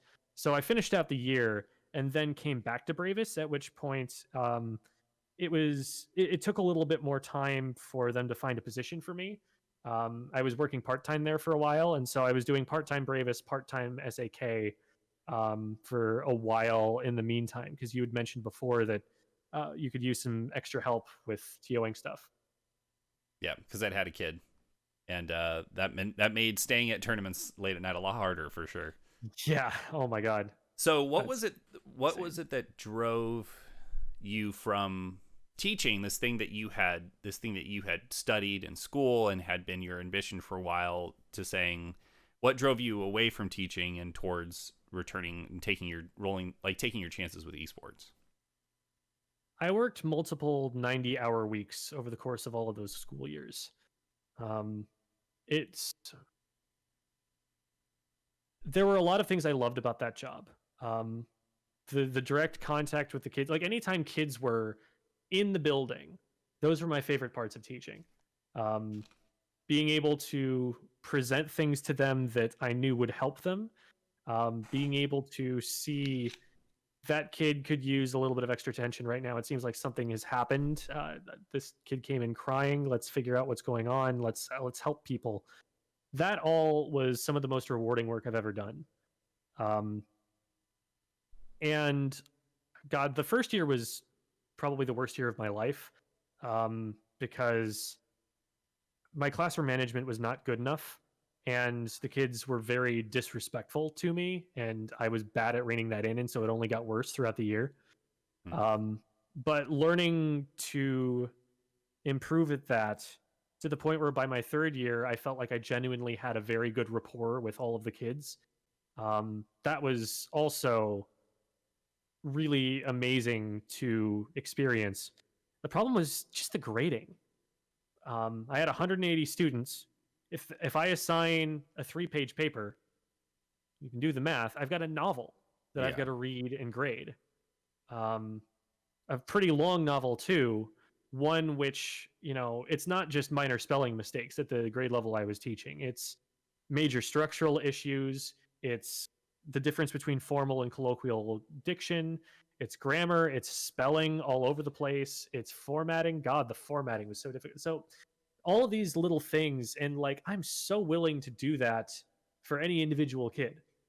Like, I could do that for 20 kids. I could do that for 60 kids. Doing it for 180 kids, I would put in 70, 80-hour work weeks because I had classes to teach, and then I would have to do the grading on top of all of that, and it was just too much. Like, I didn't have a chance to make new friends in all of the new places I was moving to. I never got to know my community out there. I was very distanced from the Smash community during all that time. I didn't have a chance to pursue any hobbies. It was lonely. And if I could take all of the parts of the job and just remove grading from it, I would still be there 100%. It was very, very important work that I felt like I was doing well by the time I was finished with it. I loved that job except for that piece. And I needed to take time away and be able to do more things with my day. I needed to be done it, with my 9 to 5. And that's something that I've got. Something I had in the part-time work I was doing, and something that I have now, even though I'm full-time at Bravous. What do you think about what's happening right now with the discussions about schools closing or not, or opening or not opening? As a teacher, as a former teacher, I have some friends who are teachers, and they've posted very strong opinions about, the fact that they're putting themselves in danger by going back to the classroom. And yet there's this expectation that they'll do it because they're teachers. And well, if you're a teacher, then you're doing it for the kids, right? It's about the kids. Like, what about the children? But what's your opinion as a former teacher, seeing kind of what's on the horizon here in the next 3 weeks? I'm not getting out of this without being political, so I mean, you take it wherever you want, man. We're just chatting, so the whole pandemic in general has been so tragically mismanaged. I think it's inarguable that the United States answered the problem so much worse than anywhere else in the world. It could have been so simple. It could have been, a couple of months, and then we're back. It's relatively contained. People wear masks in other parts of the world, and it just isn't as normalized here. And you're still seeing random arguments get, like, God, on Facebook. Literally the first thing on my timeline, I noticed this right before we went live. It says, if you support these shutdowns and mask mandates, you are supporting the Antichrist agenda. Yeah. See, that's why I don't go on Facebook anymore, man. And especially since I don't have to promote tournaments anymore because they're not happening. I'm on Facebook so rarely. And that's also why I deleted Twitter off my phone. So I have Facebook on my phone, but I rarely use it. And I deleted Twitter because, like, my life has improved significantly since deleting Twitter, by the way. I had developed this really bad habit of I'd have 2 minutes just chilling, and I'd be like, I'll open Twitter. And it's like, you literally would open Twitter, and it's just the the picture of the dog in the burning room.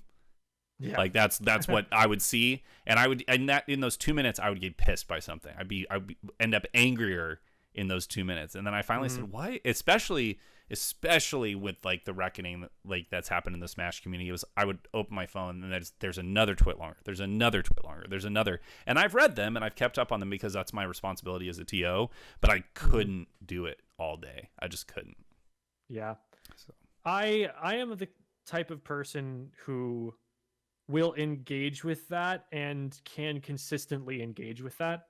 I mean, more consistently, I suppose.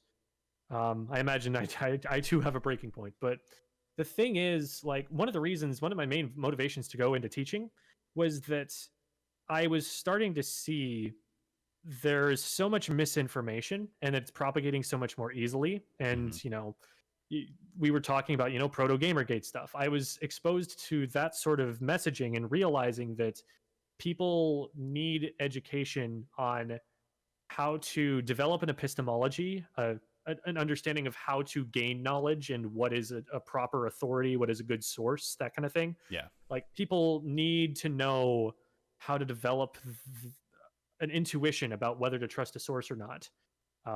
People need to be able to do research, and all of those are skills that you teach as an English teacher. Yes. My goal overall as a teacher was to help people be more understanding and receptive to the messages that they see in their daily lives. Not to necessarily, you need to be a scholar of Shakespeare to be a proper educated human. More like, you need to be able to look at propaganda, see that it's propaganda, and understand how it's impacting your opinion, even if you understand it's propaganda. That was my take on it, and that was kind of why I was doing what I was doing. And so, part of my work as a teacher was combating that sort of thing, was trying to raise people to be immune to anti-intellectualism. Yeah. So anyway, going back to the question of schools, anti-intellectualism really is kind of dictating school policy, which is so insanely ironic and terrible. Yeah.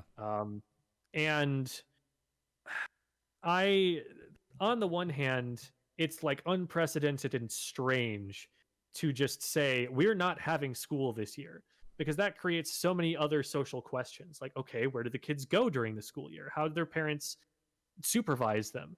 We don't have enough daycare people to support that.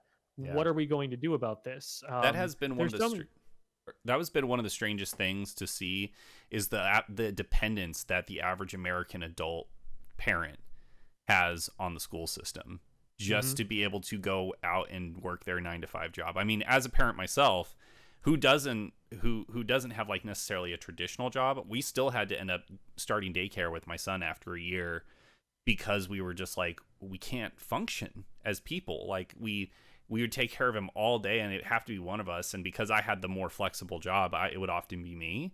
But that meant that my job was falling by the wayside, and I was not able to like meet my responsibilities as a tournament organizer and a community leader. And so we eventually had to start daycare because we just didn't have a choice. And it's like, for those parents who can't afford daycare and who are reliant on sending their kids to school so they could, work or do other things besides take care of their kids, we've created this huge like critical failure in our system.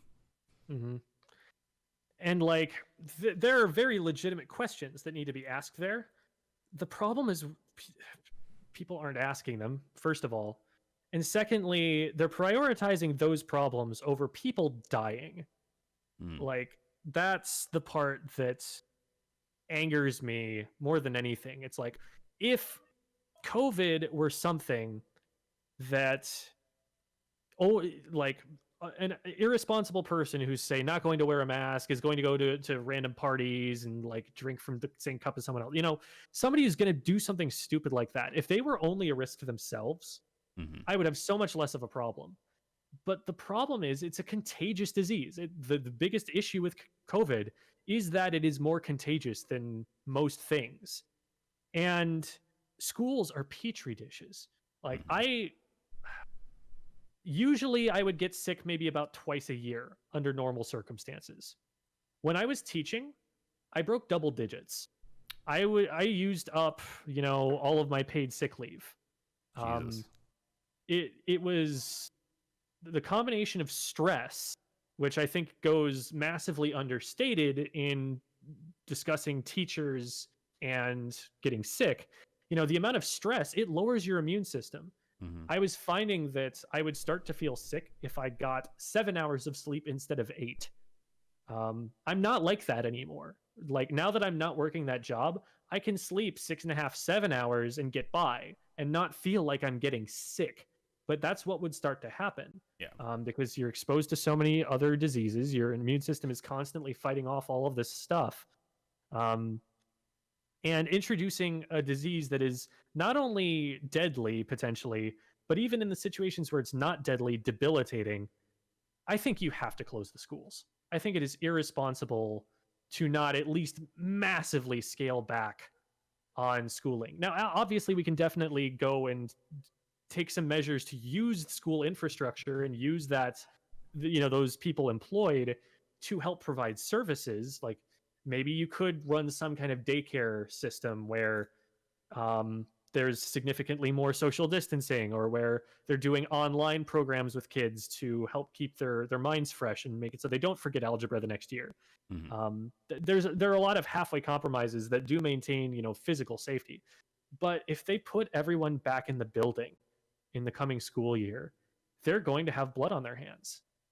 And I don't think we can get away from that. I think there, regardless of the consequences that that's going to have economically and in terms of people's times, it's going to be a massive stressor. But I'd take a massive stressor over children dying. Yeah.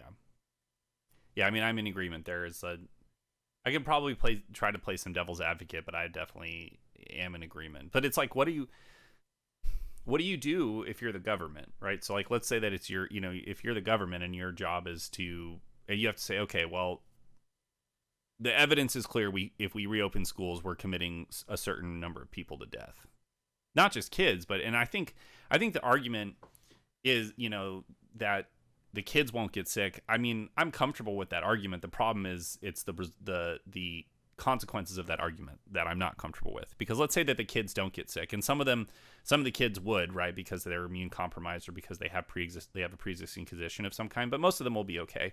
What about their grandmother that picks them up, or their mom with asthma that picks them up from school? And a lot of kids live with their grandparents. Yeah. Like, I think a lot of people who don't have that experience don't realize how common it is.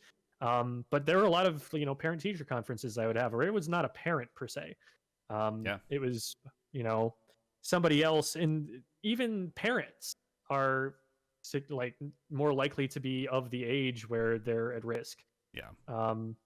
So it's like, even if every single child who enters that school is not going to die of the disease and is not going to be even significantly impacted, because the disease is really rough. Like, it has ongoing health impact. Like, if your star athlete gets this disease, they're not out for just a season.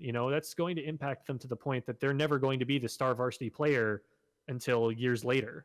That's going to change their entire athletic career. That's something that hasn't been studied yet, but you are seeing a lot of evidence about that. It's not just that you get sick, and it's not that either you are severely debilitated by the disease to the point where you almost die, or you don't really feel much. There's a huge space in between of people where you're hearing about like people having their legs amputated or limbs amputated due to I haven't heard of that much, but yeah, I mean, I've heard stories about like people who like were diabetic and ended up having to get a leg amputated because of the disease, or because complications. They ended up going on a ventilator and there was complications where there wasn't enough blood flow to an extremity. The lung impacts alone, you're hearing about people in their 20s who are going to need lung transplants when they come out on the other side.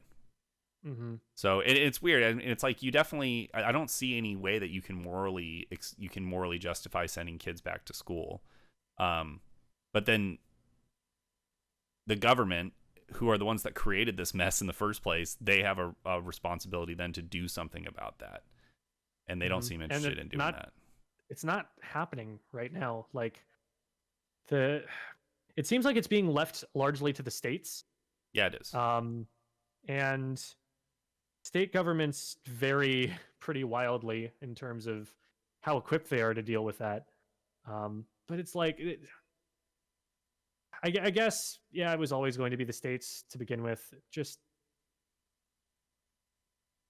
I still put a lot of blame on the federal government, because if nothing else, it has created an environment of denying the authorities that we have trusted up until this point, of denying not just, the news media, but also scientists, um, of only listening to them when it's convenient, and rejecting the narrative otherwise. Like, I think that has bled into a lot of state governments, and that's bled into a lot of the public consciousness in ways that would never have been the case before. And I think that is hugely responsible for things being as bad as they currently are. Yeah, I agree. I mean, I think there's been a complete lack of action, and it's, I mean, it's from the federal government all the way down. The federal government doesn't want to deal with it, so they hand it off to the states. The state government doesn't want to deal with the political consequences of doing anything about it. So I mean, in Arizona, they literally, until they couldn't anymore, they passed it on to the individual mayors of the cities and towns, and said each town and city can do whatever they want. Like, our governor was like, I don't want to take any political heat, so we'll just let people do whatever. And then eventually he had to come out and take at least some half measures. But it's astonishing, like, how political the entire thing is, where it's not just about, like, okay, what do we need to do as a society under our social contract to save each other's lives and to do the right thing for our fellow human. It's become so much about, like, you wear a mask or you're an anti-masker, like, you believe it in COVID or it's a hoax. It's the cases are getting worse or the cases are getting better. And, like, it's not, those things aren't based on evidence. It's literally whether or not you're a Democrat or a Republican that apparently determines how you're going to act in those situations. And maybe that's painting it a little bit too broadly, because I know that there are plenty of people who are Republicans who are not out there, kissing strangers on the street, right? But there is this strange polarization that has happened in this very clearly defined line, and you're either for humans and your fellow man, or you are against them, it seems. I find in my time teaching kids that the kids who rely the most on plausible deniability to try and get away with stuff in school, the kids who are getting into trouble and they try to take advantage of the fact that maybe you didn't see it, you only heard it. They try and take advantage of your desire as a teacher to make sure that every kid's voice is heard, and that you're not taking things the wrong way, that you're not harming this person by correcting their actions here, that you're not letting some other kid get away with it. Kids who take advantage of that, of course, they're going to get away with more. There are things, that they're going to be able to do at that school that other kids who are trying to follow the rules won't. And occasionally they're even right to do the thing that is painted as wrong.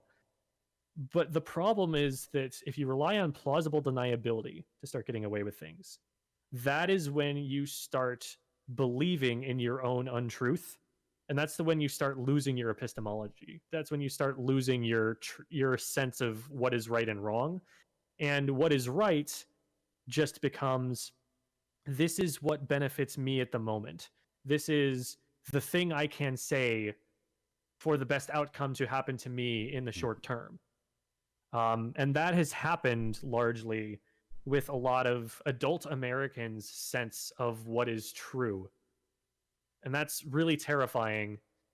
And I don't know what to do about it, because all of my approaches are in a rational sense. You can reason with a child. You can sit down and show them the way the world works, and their sense of childlike wonder, their ability to soak things up as a sponge in their brains, will make it so that they will listen, because you are someone with experience and you're telling them something from a position where they are told to respect your judgment, and they're told to listen to what you tell them in forming their concept of the world. But when an adult gets through and still believes that the world is flat, I don't know what to do about that. I have no fucking idea what will get through their heads the actual truth about the way the universe works. It seems like they've put up so many brick walls in such an intelligent, if ignorant way, to block out anything that you're saying.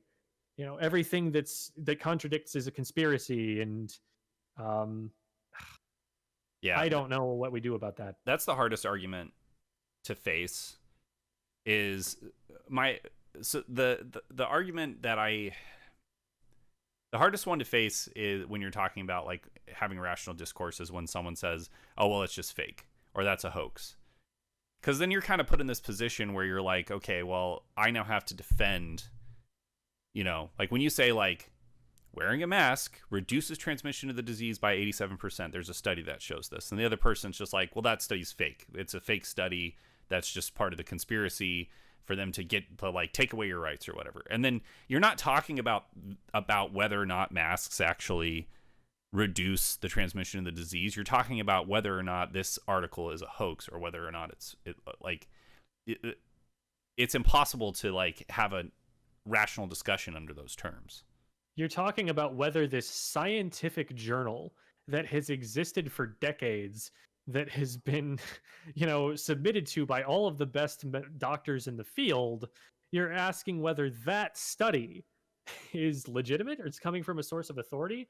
Like, I think people don't realize that like scientific journals exist sometimes.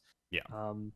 I think if I hadn't gone to college, I would never know that such a thing exists. But like to be told to read those things and to understand them and to realize the amount of rigor that goes into just understanding them, let alone producing them in a way that will not be misinterpreted, like you realize that these are people who are dedicated to knowledge in a way that almost nobody else on earth is.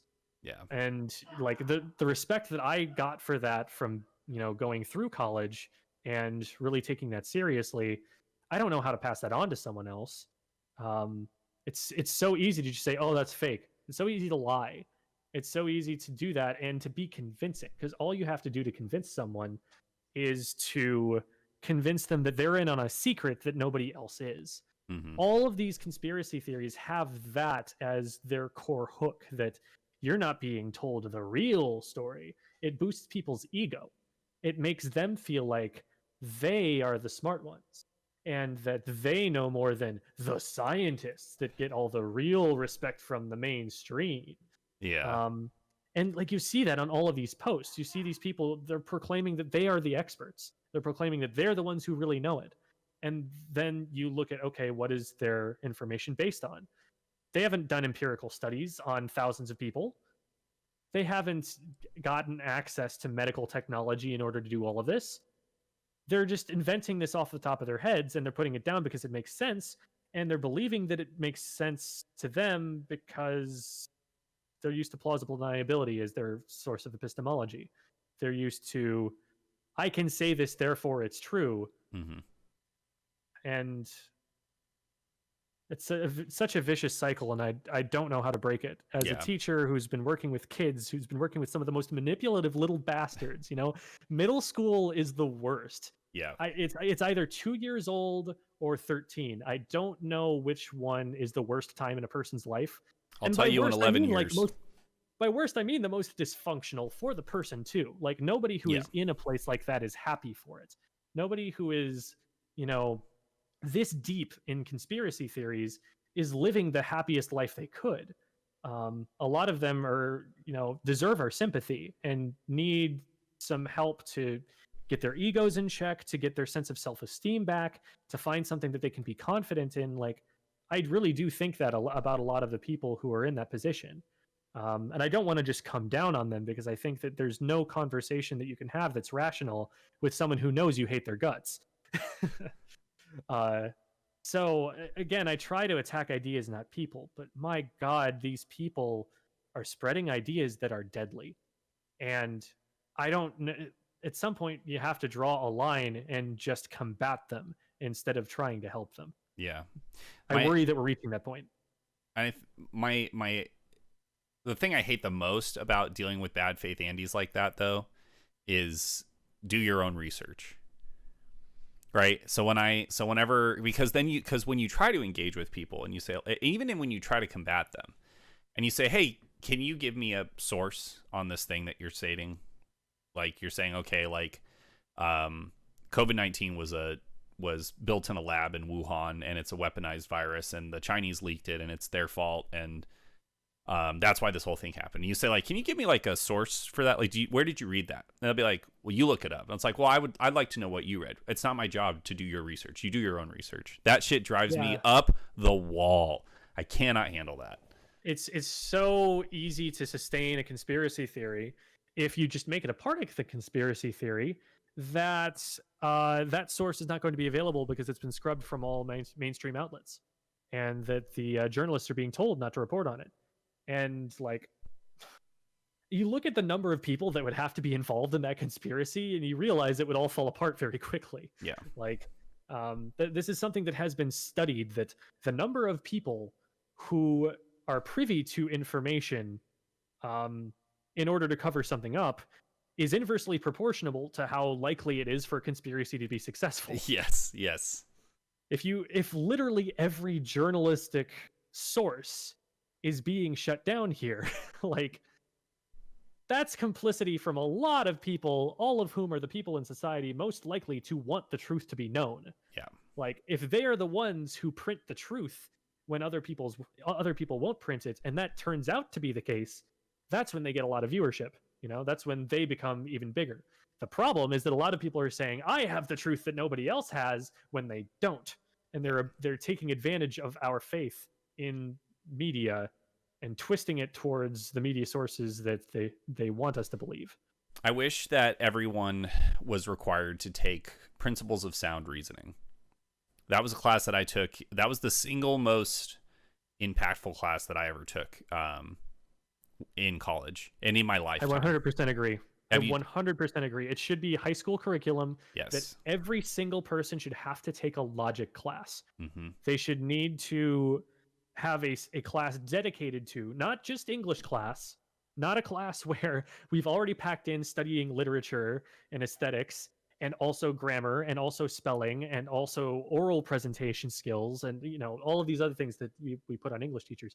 There should be a class where they just have to be taught their epistemology. They just have to be taught, here is what is logical, because you don't have to teach ideology that way. You don't have to have any discussion whatsoever about anything that's politically polarizing. This can be so neutral, but it will drive so many people towards the truth that would otherwise not get there on their own. Yeah. And it's so interesting. Mm-hmm. The class that I took, this Principles of Sound Reasoning class I took, was hard. And it was hard because I was taking it, primarily because I was taking it in college, having already been, and I didn't go to ASU until I was I didn't get to ASU until I was, I think, 23. So I started later than most people because I spent 4 years at a community college. So 4 years to get a 2-year degree. Let's go. But it was hard because I had already, I was 23. I had already built a lot of my worldview and a lot of my habits for studying and stuff. But it also was hard because it's a lot of repetition, and it completely breaks down and reorganizes the way that you perceive the world. Mm-hmm. Like being able to look at something and say, look at a statement that someone has made and to be able to break it down into parts, and then by analyzing those parts realizes whether or not the statement is true or false, is so valuable and so difficult. But once you understand just the basics of it, it can take you so far. Mm-hmm. It involves a lot of ego death too. It involves a lot of realizing, I am smart is this idea that you have in your head, and then you encounter something that seems so basic, it seems so simple, but the problem is that since you haven't been coming at it methodically, since you've been using quick heuristics to get your way to these conclusions, you haven't been looking at the underlying machinery of your reasoning. And you very quickly, if you break it down to that very slow turtle's pace, where you actually have to analyze every sentence, every clause, every statement that you're making, you realize when you break it down that quickly, it becomes very apparent where there are flaws in your reasoning. Mm-hmm. And that hurts to identify. It's easy to just say, oh, this class is so boring, this class is so dumb. It's easy for a kid to want to check out for that reason, but those that stick with it, especially you're forced to do that once you get into mathematics.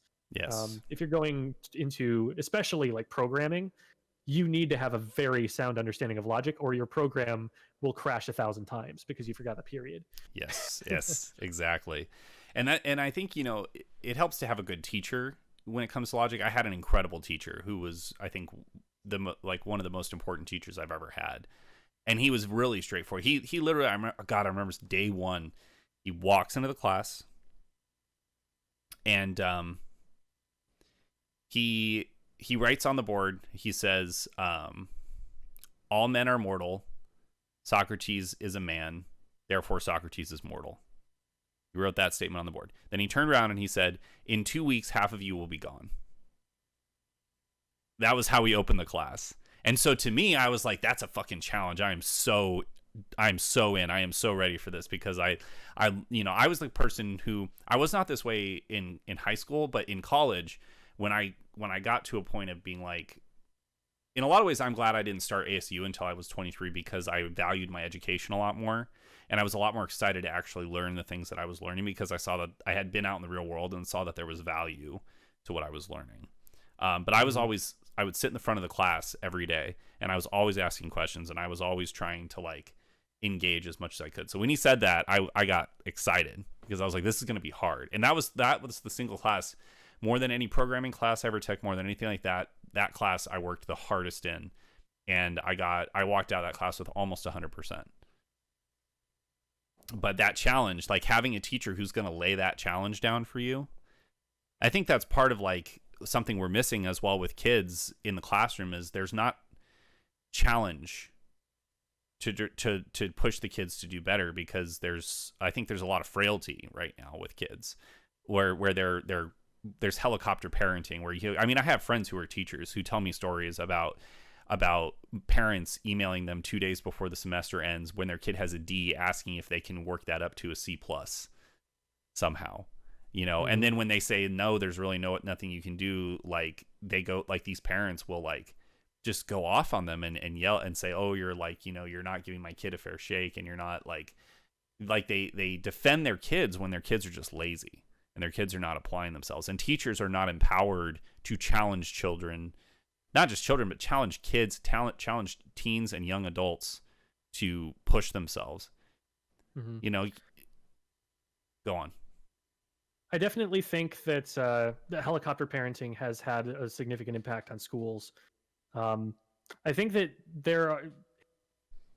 I think I have a more mixed opinion on it than you do, because on the one hand, it does put a lot of extra stress on the teacher. It forces the teacher to do a lot of extra work so that they feel like they're covering themselves for when it gets challenged by some parent. And there are absolutely some completely unreasonable parents. Like, I remember, God, the kid, he would get up and like run around the classroom. He would knock books out of the bookshelf. He would interrupt while I was talking constantly. He would crack jokes on purpose just to get everyone else to pay attention to him. Mm-hmm. Like there were a lot of problems, and a lot of this was probably stemming from more than just the classroom, which is more than I could say for a lot of those kids, because a lot of it was just my poor classroom management. But I remember being talked down to in the parent-teacher conference and told that I needed to be more sympathetic to this child. And at that point, I knew, okay, they're not on my side. Nothing is going to change here. But on the other hand, I do think that there were a lot of places where teachers needed more scrutiny, because you really are just handed control of, what 180 kids are doing for 50 minutes.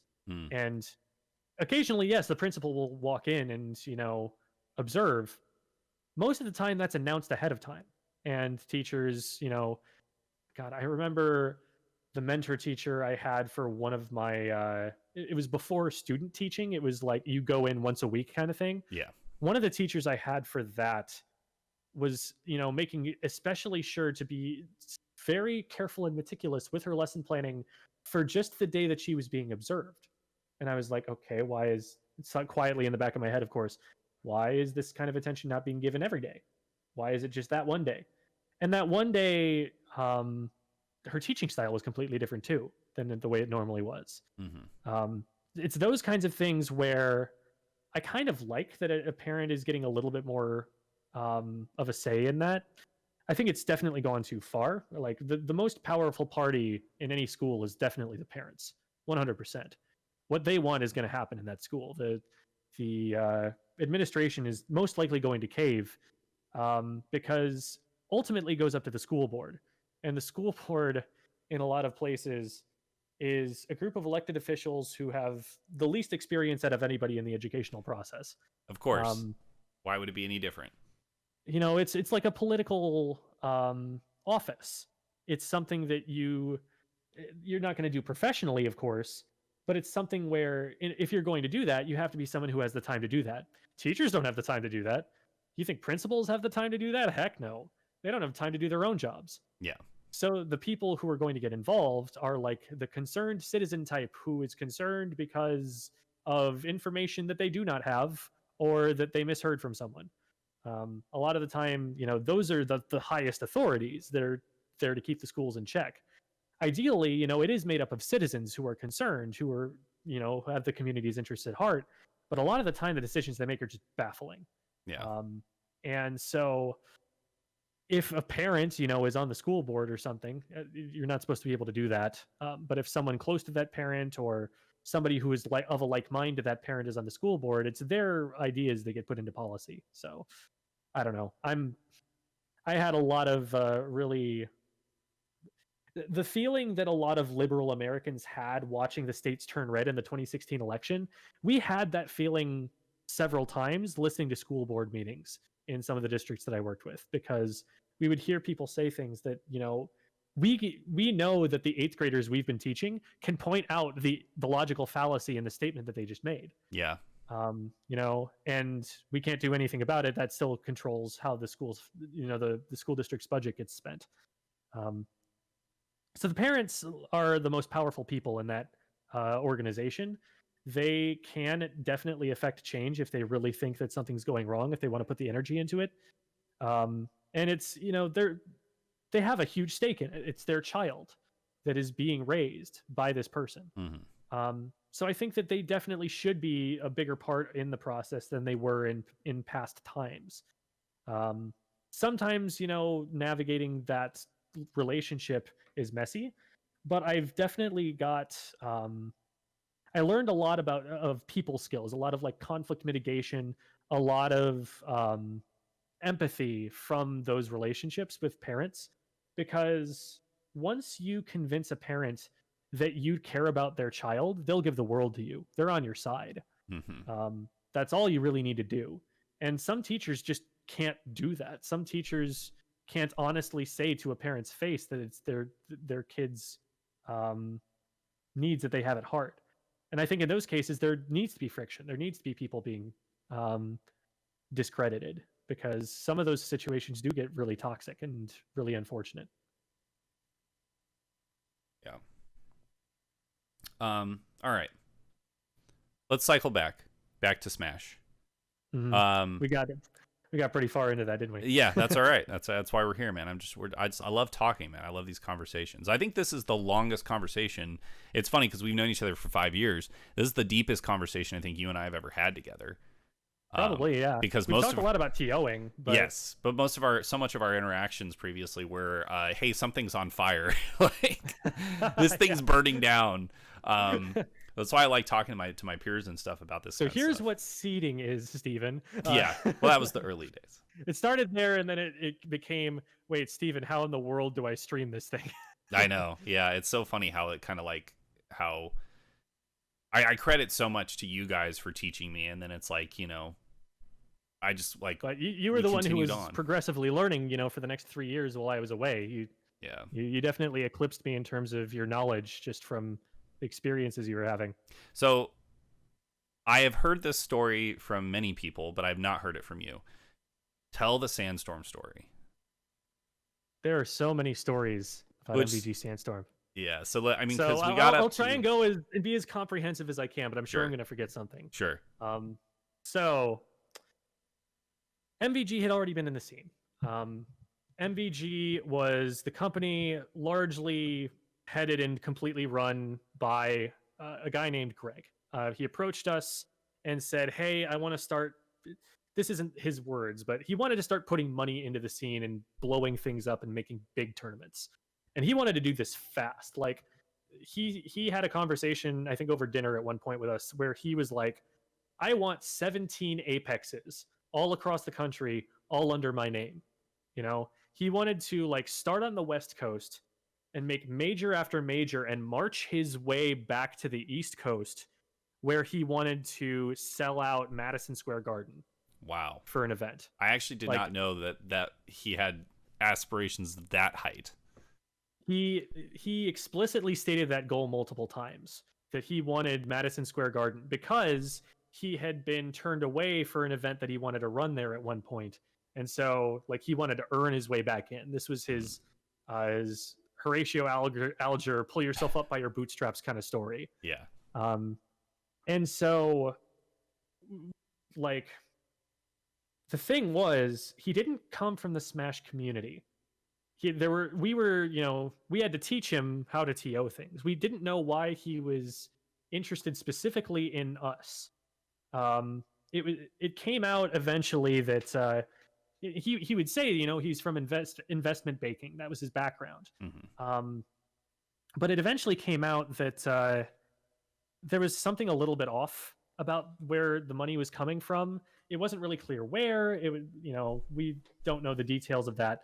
But Big Blue Esports, in addition to a few government agencies, ended up doing investigations into the business practices and trying to figure out. One thing that the Big Blue Esports investigation turned up, I am told, this is rumor mill. I can't speak exactly from what they found because I'm sure all of that was like under NDA. So maybe this is an unfounded rumor that I'm repeating. But I think that's where people found that the address that you put that they put on their website, and MVG put on their website, was the same as Triforce's. Was it EMP Arcadia? Yeah, Empire Arcadia. Yeah, it was the same address. So like that was public knowledge. That was something that like didn't need to come out of an NDA. That was just someone who was looking carefully at it. I learned that from a discussion about that situation. So like he's very clearly closely related with Empire Arcadia, which had a lot of problems, was very poorly managed. They just didn't have a good head for details, was the big problem with both of those organizations. Like, I don't think either of them were ever malicious. I don't think either of them ever meant to do anybody harm. It was negligence to details that they should have been familiar with as leaders in their scene, as TOs. That was what caused all of their problems. When Mewtwo King and Armada are in Europe and they get stranded and need help, and EMP Triforce can't help them, or is slow to help them, or is worried that they're trying to rip them off. It was that kind of, that's bad business sense, that's just bad PR for yourself. And there were a lot of little things like that that clued you in that, okay, these guys don't actually know what's best for their business. They don't know what's the right thing to do here. And there's a wild theory out there that it's a money laundering front and that these people are being put in charge because they're not asking questions about it. Now there's a lot of that makes sense. And there's also a lot of that's like, okay, but I don't have any evidence to support that. And I probably shouldn't be repeating it, but that's the level to which like these people seemed out of place. Yeah. They're relying on the region's TOs. We're teaching them everything that they know about running tournaments, but they're not even actively interested in learning a ton. They're more interested in just bankrolling it and making it so that we are elevated into their top tournament organizers. So that was kind of his outlook as things were going on. MVG Endgame went pretty swimmingly. It was a 128 person tournament. Mm-hmm. He wanted to run majors. And so we start off, we're like, okay, we'll try running a regional then. We'll call it Endgame. We'll try and get some out-of-state people involved. And because we were able to, bankroll this, because we were able to offer people money to arrive at this thing, we got 4 of the 6 Melee gods out to this. Yeah. And keep in I mind, still remember. Keep in mind, this is happening fast too, right? Because MVG Endgame was December. The only major tournament before MVG Sandstorm. Yeah, like it was December 2014 that event happened, and Sandstorm was. I wanted to say January 2015, but yeah, it was just a few months later. Yeah, and Sandstorm was the next event. So you went from MVG Endgame, which was a 128 person tournament, to Sandstorm. No real major venue for this thing. Yeah. It wasn't a venue that was designed for big event spaces. I don't want to I'm not trying to discount Endgame. It was just too small for anything of that size. Yeah. So we're going on the venue hunt, among other things.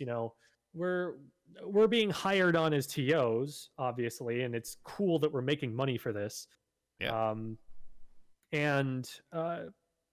Even MVG Endgame, shortly before, there's a conversation with the owner of Endgame that almost sinks the event, because Greg feels very distrustfully, almost paranoid, that he's being ripped off in some way, that the price that they're saying they're going to pay isnwhat he was expecting, and why are we finding this out so soon before the event?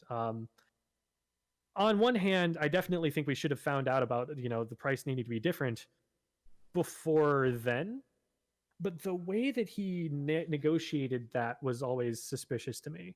And we were always Ty and I and the people who were working under him were always of the mind, okay, we know we're the real community figureheads here. We know that if we decide to ditch this, everyone will follow us. And it is on those grounds only that we are confident still trying to work with this organization. That was definitely, the tacit understanding among all of us. But also, we couldn't argue with the amount of money he was willing to put forward to make these events happen. So we were like, hey, maybe we can swing this in our favor. Maybe since we are community figureheads and he's coming to us first, we have the ability to lead this ship in the right direction. So that was what we were hoping for. So the big problem with MVG Sandstorm, and the number one thing I will always tell every TO, is that we couldn't figure out the venue. I think a tournament is 85% of factor of its venue. Because if you think carefully enough about the venue, you're thinking about things like, are there enough power outlets in here? Can the power grid handle this? MVG Sandstorm had a power outage during grand finals.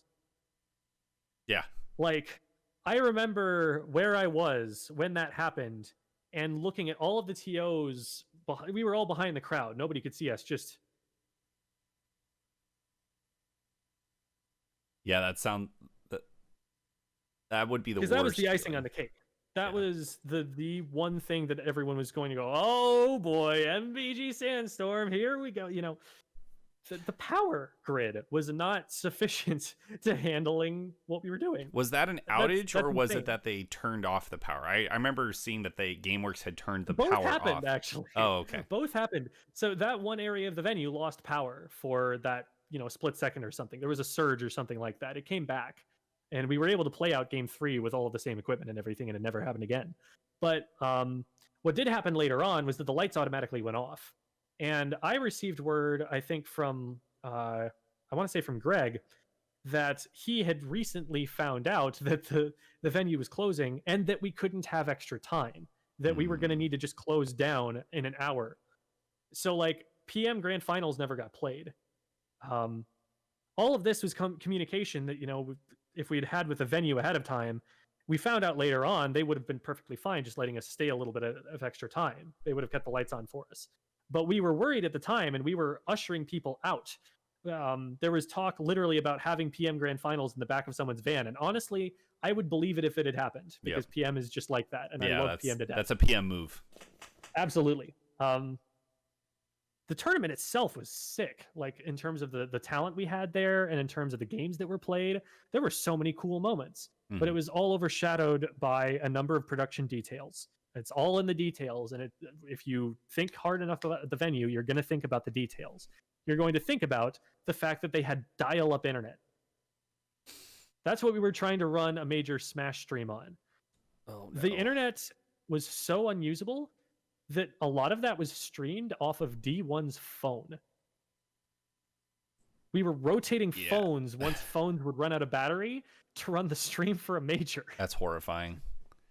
That's always the number one thing I check as a TO now is internet. It's internet and then power. Like those are the two things I check first. And there were other things involved with that too, like a bunch of little things that all just left a bad taste in your mouth. Like they were selling these t-shirts that said MVG Sandstorm on them, and it said Phoenix, like, because that's the location of it, right? They spelled Phoenix wrong. And that by itself is like, okay, whatever, it's a typo. Like someone just was not careful on the keyboard, and the other elements of the graphic design got more attention because it was small, right? It's something that you didn't notice immediately. You were looking at the rest of the design first. That I don't blame them for. What I blame them for is the fact that they were selling these t-shirts, and knowing that there was a typo, they just put the price tag over the top of the typo and not tell anybody and try and keep selling the merch. There was a lot of Band-Aid problem solving like that, right? Yeah, this was, and it's like, it's not just that it's a Band-Aid. It's that this is something that makes the problem worse. This is something that doesn't sit well with people. This is grimy. Because if this would have been a phenomenal opportunity for them to say, hey, we're sorry about that, we'll do a reprint, it's on us. That would have won so much community goodwill. But instead, their thought is, we need to grub for money on this. And obviously, people caught that. People were wearing the shirt. Yeah. You know? Somebody's going to notice that eventually. Yeah. But it was, well, at point of sale, it sold the shirt, so it's fine, right? But what's a poor decision. Yeah. So I remember a lot of disputes with the top players as well between Greg and them, because he was housing like Zero and Mewtwo King. And I remember in the middle of Sandstorm, Zero getting into a heated argument with him about something. I don't even know what, but Zero was pissed. And clearly was not going to support MVG at all after those events anymore. I felt really bad about the situation Mewtwo King ended up in, because he completely bought 100%, probably still does to this day, that MVG was going to march their way to the East Coast and host a major in Madison Square Garden. And signed himself on to a pretty long deal with them that he couldn't get out of, even after MVG Sandstorm tanked so badly. I remember people messaging Mewtwo King, like people with very clear apparent ties to like CLG, saying, hey, if you want to work for a legitimate esports organization, like this is almost word for word what I saw printed to him, come talk to me, please. I want you to be in better hands. That it got that explicit, and he still said no. And I don't know why to this day. I don't know how he got convinced so hard. I remember... I shouldn't tell that story. That's probably not good. What was it like for you, just as a TO and an admin on the back end? Like from the time, so like, you know, the event comes around and you're told, okay, we're going to do this. We're going to do Sandstorm. You know, what were the planning meetings like? Like why did you guys settle on GameWorks ultimately? What was trying to organize those brackets and dealing with the crossover, which I know at least Mewtwo King was allowed to enter 5 events, if I'm not mistaken. Yeah. And we also found him sleeping under a table. Yes. Hidden by the tablecloth. Well, everyone has done the sleep under the table. Maybe not if you're a player, but if you're a TO, you've slept under a table at a major. But this one had tablecloths, so we couldn't see him. That's true. Nobody knew he was there. We were we literally had to like push our way under them to see that he was there. It was insane. I can't believe he needed a babysitter at that tournament. Anyway, well, it's funny because some of the biggest tournaments that I've worked with have volunteers specifically for like chauffeuring ushering top players around. Ushering top players, yeah, specifically because it's just like, because they're busy. A lot of them, even not just Mewtwo King, but a lot of them they're going to appearances, or they're going to signings, or they're getting mobbed constantly, and they had to have someone whose job it was to be like, you just need to know where they are at all times and be able to bring them to the stream when it's time. Yeah. And I know that Mewtwo King is also uncomfortable with excessive amounts of social contact. And so it might just be that he was hiding out from that. And I can totally understand that. So it was definitely not the funnest thing to deal with as a tournament organizer, though, because we were saying going into that tournament that we were going to cap at 4 events for everybody, no exceptions. And then I think it was Samurai Panda. Is that his name? Alan Bunny. Alan Bunny, yeah. He was Samurai Panda at the time. Hungrybox registers, and Samurai Panda insisted that he had to compete in Smash 4. That he would not take no for an answer on that. And so we made an exception in the event limit for Mewtwo King and Hungrybox, which is insane because they're the people who are going to go the furthest in every single bracket they compete in. So they're the ones more than anybody else who's going to hold it up the worst. And yet we let them do that. That is something that I don't know who made the final call on that, but I don't even know. I don't think that was Greg's call. I think that was ours, and that we just botched that really badly. There were a lot of things about that tournament that were not Greg's fault. Like I think there were a number of ways that we definitely did not come prepared. We'd never run a tournament that big before. The biggest we'd run was MVG Endgame. That was, I believe, the biggest tournament in Arizona history at that point in time. Well, that's why I mentioned that it was happening so fast, because it's like normally as a TO, you run monthlies or weeklies for a good while before you ever approach something the size of regional. I mean, I ran the Sweet Spot, the monthly series, then the Battlefield series. We were in operation for a year. In fact, it was almost a year to the day that we finally ran Runback. And that was our first time where we actively invited players from out of state. We set up housing for people. We had all this stuff that, like, all those logistics that you have to deal with. We had been doing tournaments for a year before we did something. So for you guys to have been like, a lot of you were experienced TOs, but not to that level, and not even being able to ramp up, where you're just like, okay, we're going from a 128 person tournament to 350. I mean, what were the numbers for Sandstorm anyways? Do we know the actual numbers? I feel like they've been lost to time. I think there were about 400 people total. Legendary. 200 something for the biggest events, one of which was Melee. I think Melee had like 230. So it was pretty decently sized. Like, again, I liked that tournament in terms of being a player. We got people out from Vegas. We got people out from California. I still remember at the one random like NorCal tournament. I think it was like what was the thing that Shroom said? I'm not yelling. I think it was I'm not yelling. Yeah. Where right after grand finals, I walked up to Lucky because Mango couldn't be accessed at that point. He was in grand finals. It had just been won. It was crazy. I walked up to Lucky and I was like, "Hey, tell Mango that if he wants to come to Sandstorm, there's still time." And I think that single conversation that I had with Lucky is the only reason we got to see Mango there in the first place. Yeah. But like, we believed in this. We wanted this to be big, and there was money behind it, and that was so cool. I'm looking up something right now just to get a sense of how big this tournament was relative to others. Okay. It's always so funny because it's like it's the true numbers for the registration are lost to time. And it was always a point for me because I was like, I wonder if we can, if in SAK's history we ever beat it. And I think we finally did with Super Ascension, but I still don't know to this day. So, Evo 2013 was the biggest Smash tournament of all time, and it was 709 entrants. So that's a fairly small number compared to majors these days, where we're regularly getting over 1,000. Yeah.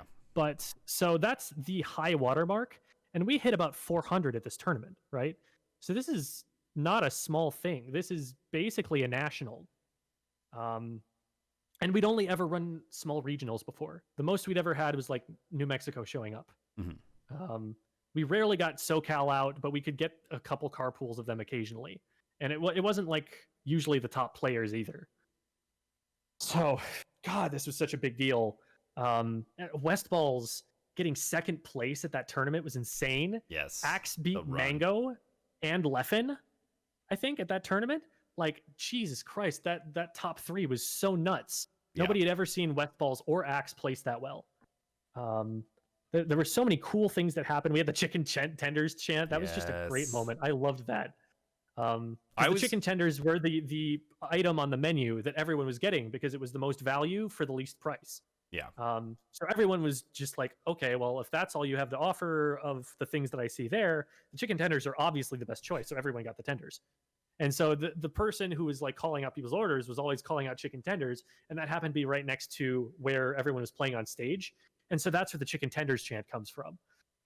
That's People are awesome. watching this and constantly hearing chicken tenders, chicken tenders, chicken tenders. So they just eventually started chanting that. And it was a nice moment of propinquity, a moment of everybody being in the same place and being present with one another. Yeah, and that's something that, like, no matter how big net play gets or how or anything like that, there will always be the opportunity to and the desire for that kind of connection, because you'll never experience anything like being in a theater in Northern California watching Axe play Hungry Box in grand finals of Genesis, or being in a GameWorks and everyone yelling chicken tenders. You know, like, just that kind of stuff. You just don't get that unless you go to a physical location.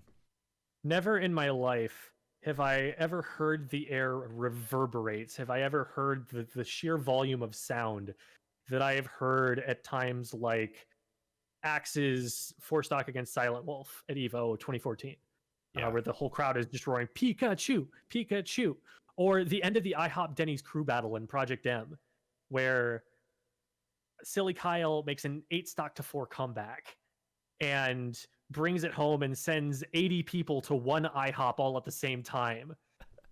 Like, the room just lit up so loud. There's so many of these moments that you just are never going to get on net play.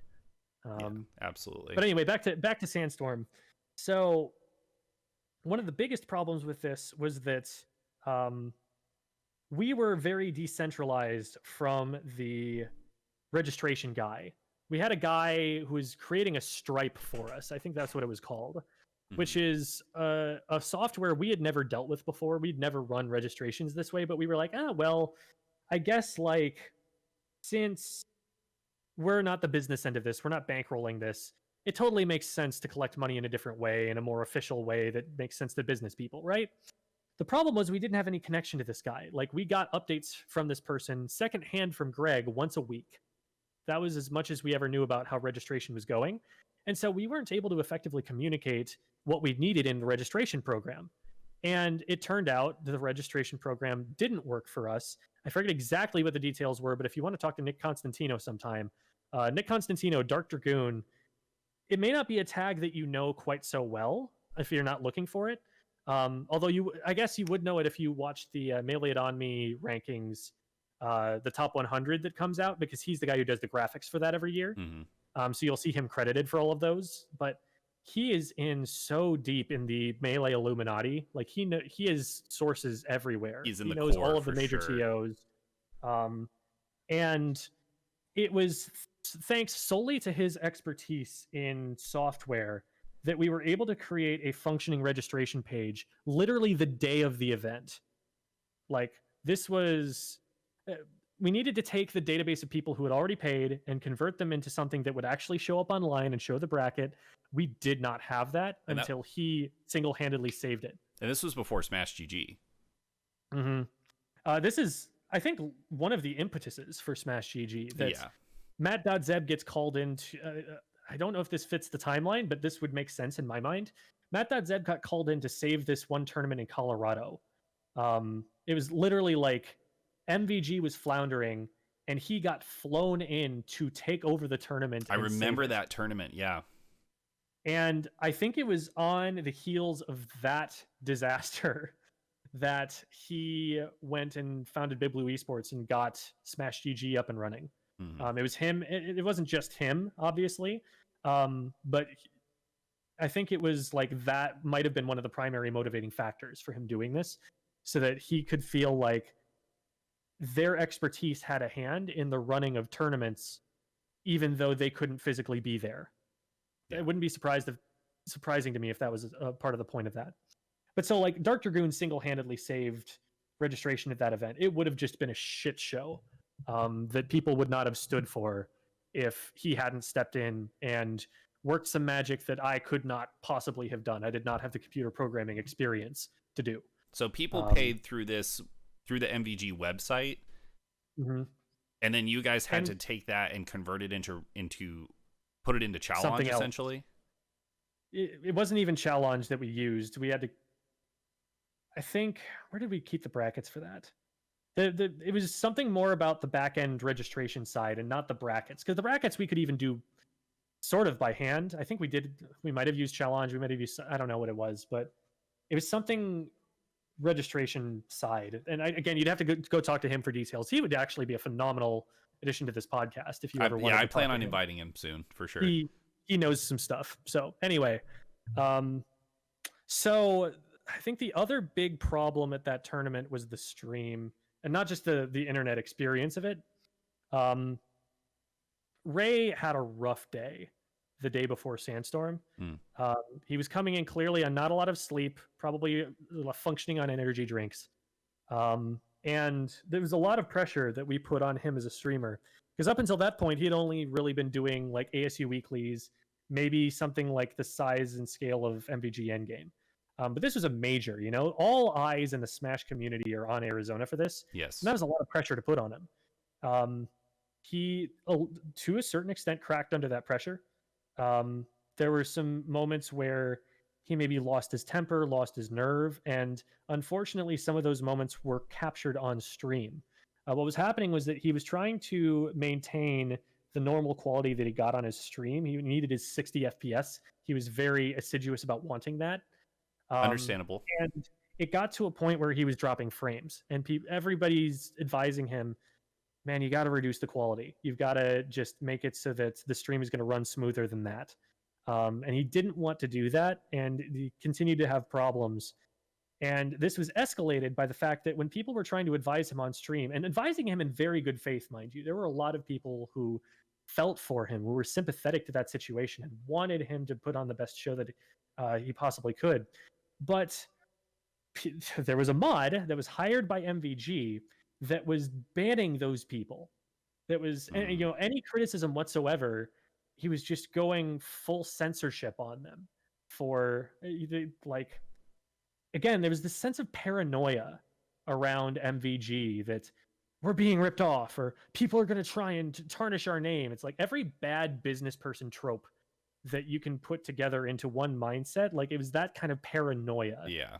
That just was always leaving a little bit of grease all over any event that we ran with them. So like that mod in particular got a lot of ire and raised the issue of the stream. It raised the attention to that issue higher than it would have been if we had just handled it in-house. And Ray was able to talk to some people he trusted. You know, Taj did a very good job, and Taj and Wobbles both, trying to help kind of talk him down, calm him down, get him in the right mindset to keep going. And the show went on, you know, it worked out eventually. But the first day especially was really rough in that regard. And that's the primary reason that I think people see MVG Sandstorm as a shit show, that the stream was having such problems and that they were dealt with in a way that was very visibly problematic.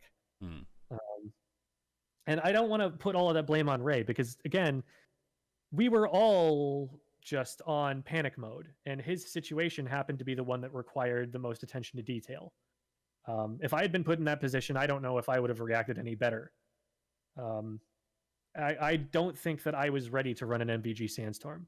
I think maybe Dark Dragoon was ready to handle MVG Sandstorm. I think Bernardo was up to the task of at least being like head volunteer at a major for sure.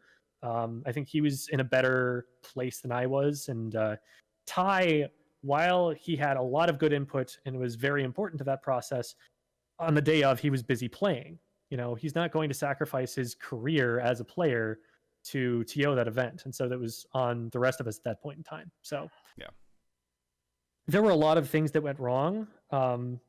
And that's always true with every tournament. I think every tournament is a series of catastrophes that it's just a matter of which ones are visible enough to be noticed. Damn, that is, I think, the best way that I've ever heard that put. And having done this for 5 years, that is exactly what it is. A series of catastrophes that they're ranked based upon their visibility.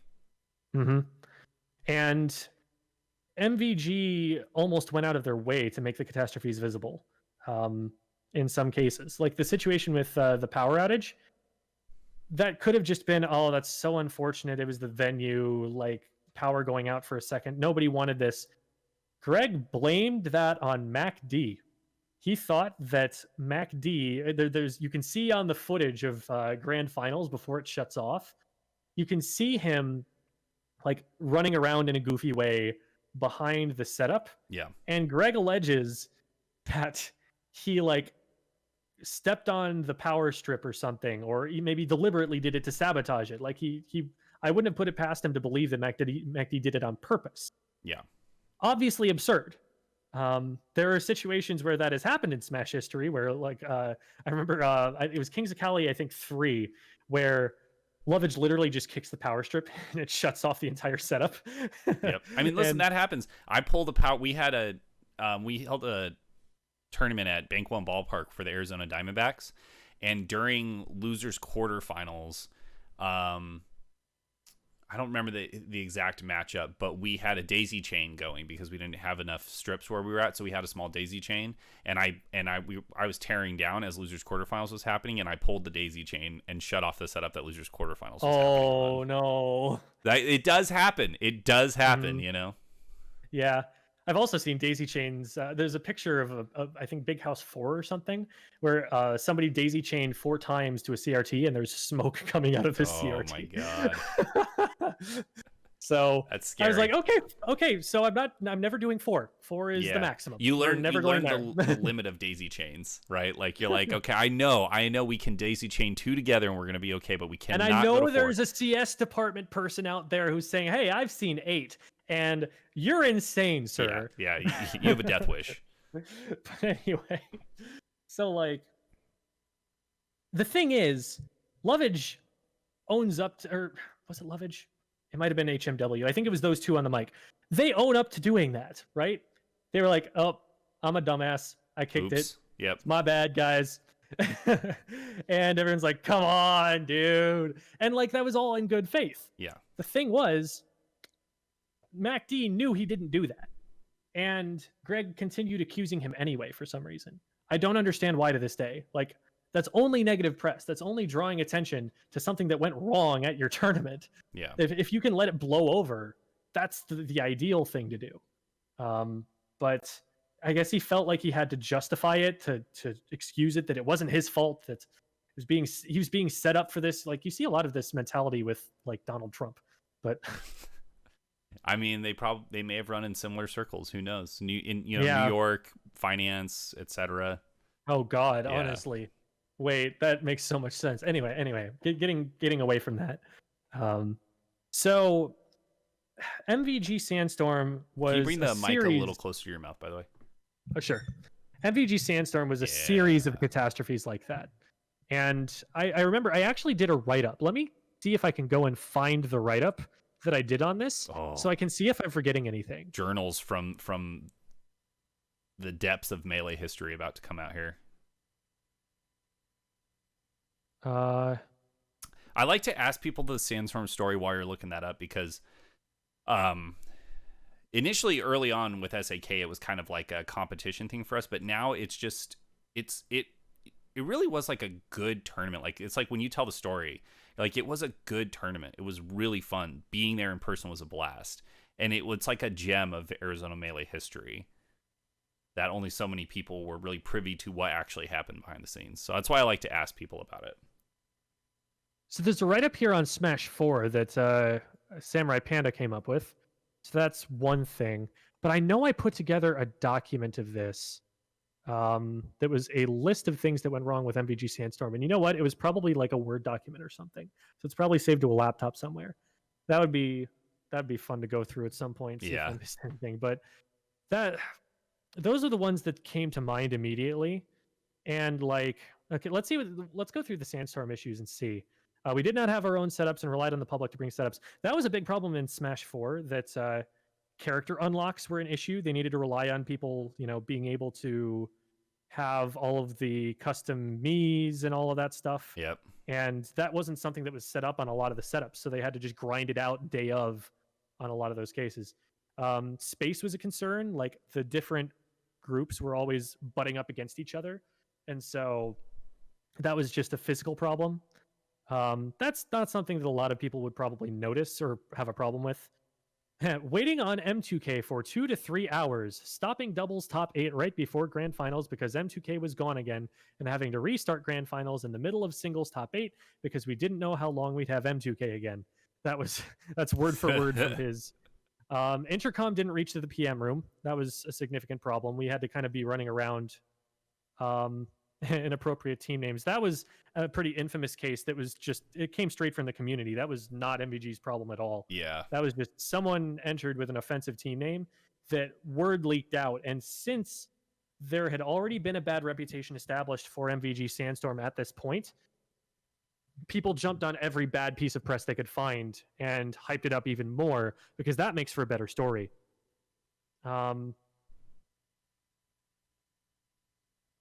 And then not enough staff was another thing he put down, which I would agree. It felt like everybody was always running around in circles, always in crisis mode, which we were very effective in that state. I am always at my best when I have a paper due an hour from now. Yeah. It's that whole college student thing.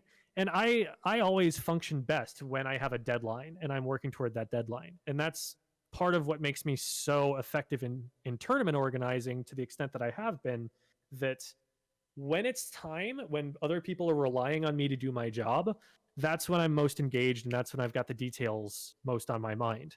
Yeah. And the stress may cause me to make some poor decisions here and there, but on the whole, it's going to make me more effective and more efficient. And I think I was at that tournament. I think that all of us were. I think Bernardo was working his ass off. Dr. Goon was working his ass off. I was working my ass off. Javier was working his ass off. All of the volunteers that were helping out, like, you can always rely on someone like Viper, on someone like Noir Scythe to go well out of their way to help out, even if we aren't paying them, even if they are not officially a part of the staff, even if we didn't know they were even going to be there. They're always there to help set up tables and chairs. They're asking if there's anything that we need them to do. Like, I really appreciate the community support that we've gotten from them. That's a lot of goodwill that's been built up over a lot of time that's manifesting itself in some really positive ways. So, like, I think that if I recall correctly, Leffen's response to the tournament, like, he was making a lot of very valid criticisms on Twitter that were also very hot takes. Yes. And I do appreciate about Leffen that he was in a position at that time to make criticisms that nobody else was willing to, because there were a lot of people who just wanted to see it succeed. There were a lot of people who wanted to mitigate criticism so that it could happen again, so that this could set a precedent for bigger events going forward. And he was one of the people who decided, no, if we're going to do it, we're going to do it right. And there are some times where he was being a whiny baby on Twitter. There were other times where he was making some very valid points that deserved our attention. And I think at one point he said, I don't necessarily blame the TOs for this. I don't blame the homegrown Arizona regional people. He had a lot of praise for Dark Dragoon and the way that he handled that. And some lesser praise for the others. And I think Dark Dragoon definitely deserved the lion's share.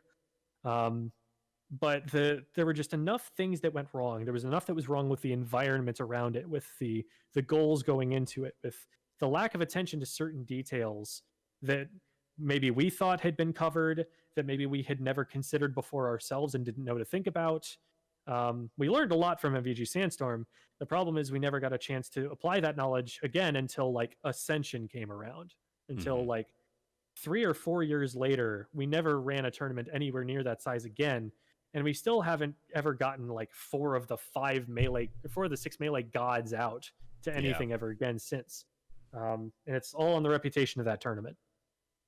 Yeah, it's amazing because, like, it was this kind of, like, incredible moment in Arizona Melee history, and then at the same time, it's like hasn't ever quite been replicated. Like you said, we've never had 4 of the 6 gods, because I mean, half of them are retired, and then the rest don't want to travel. It's a different scene these days. Yeah, totally different world. So all right, last thing, because we have gone 2 hours and 45 minutes.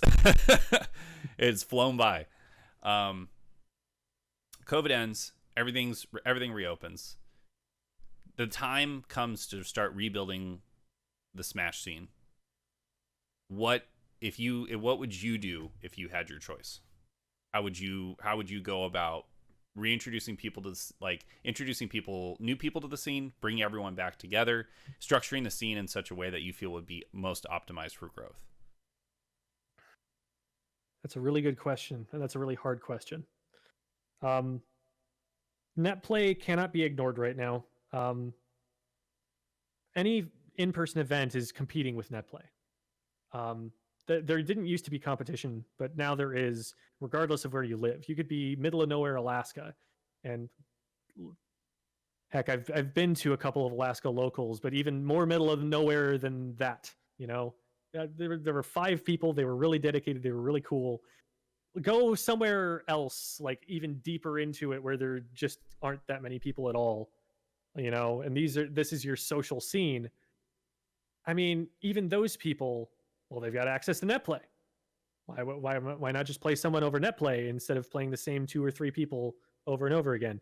It's a hard value judgment for a player to make, to say, I could get very specific people to play with, and I could get a wider range of influences in my Smash style. Like, I think it actually is really positive that you can play someone from different regions now, because different regions have different play styles.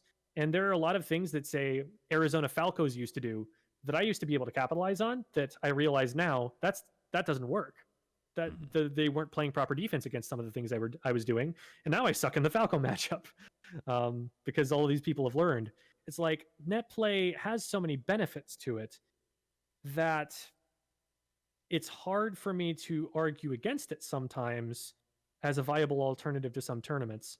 But I think tournament saturation is also something that was creating a problem ahead of time, like before net play came into the scene as the force that it is now. I think that just the fact that there were so many tournaments, and that made it so that there wasn't one watering hole anymore. It meant that there were a whole bunch of puddles scattered all over the place. And a puddle isn't enough for a top player, and so they're going to go to net play. And so that dilutes things even further. A lot of top players, like in Arizona even, would just start playing with each other instead of playing with the general public, because each other weren't going to big tournaments. And when they would go to big tournaments, they would get a lot of practice that wasn't really helping them improve.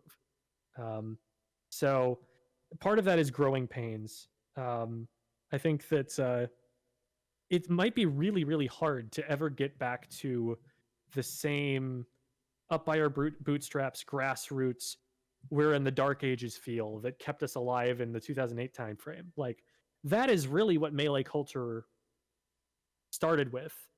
And my biggest worry is that we lose the sense that we won't move on to the next game. I think that Ultimate eroded that a lot. I think that Super Smash Bros. Ultimate was in part designed by Nintendo. This sounds really conspiratorial, and I'm not trying to mean it quite that way, but I think it was in part designed by Nintendo to get Melee players away from Melee. And they're starting to accomplish that because they're starting to listen a little bit closer, just the tiniest bit. I'm still upset at how poorly Nintendo, even Nintendo of America, is designing their community tournament interactions. I think they could be doing so much more for Smash, and so much more for Splatoon. Like, Splatoon is begging for it, and I'm a Splatoon player now. I don't know if you knew that. I do know that. Yes. I'm way more involved in the Splatoon community these days. I commentated Genesis for it, so that was cool. But so, like, there's so much more that they could be doing that they're just not. And maybe, it's a big company, there's bureaucracy, but there are big companies with bureaucracy that are doing it so much better than this, and I don't understand why they're not. So anyway, the way forward is unclear to me. And I'm glad that it's your problem and not mine to a significant extent for the past few years. I think that, in-person events are definitely the lifeblood of the community, but we need to find a way to make in-person events something that people want to go to. I think that making in-person events something that has something outside of Smash for you to do afterwards is phenomenal. Like run a Smash tournament at a bowling alley and let them bowl afterwards. That would be Yeah. so fun. I wonder Yeah. if someone's done that. Like, I think we need to reduce the number of in-person events so that each in-person event is an event. It is something that you have to be at. It's something you can't miss. Yeah. Because if you've got, I understand the logic behind having a weekly on any day of the week so that people can play whenever it's available to them, but that also dilutes attendance. Having it on one night that you can pretty much guarantee most people are going to be available, like Friday night, Yeah. that was part of what made the ASU weeklies so big, and part of what made it really hard in that environment that I was running tournaments to run another event that was paid was that we were running a free event on the most in-demand night of the week, and everyone was just going to that and like, why would I pay to get my butt kicked by a meds and axe and not get money Yeah. in a 7-person round robin when I could go to a 100-person ASU melee weekly? Yeah. The value judgment just wasn't there. So we have to do something to make it worth it to the competitors to enter those, and that seems like a really hard thing to do on a professional basis. I'm worried for your position in particular, just that I feel like tournament saturation was one of the things that made it difficult. And that was kind of a financial necessity for you in a lot of ways, that you needed to be running multiple tournaments. You need to be making yourself available to more people. Mm-hmm. But man, I think a bi-weekly would pop in this region. I think that having just one event every 2 weeks, oh man, everyone wants to see who's improved at that. Yeah. And if that's the only thing that there is, oh man, that's going to be so cool.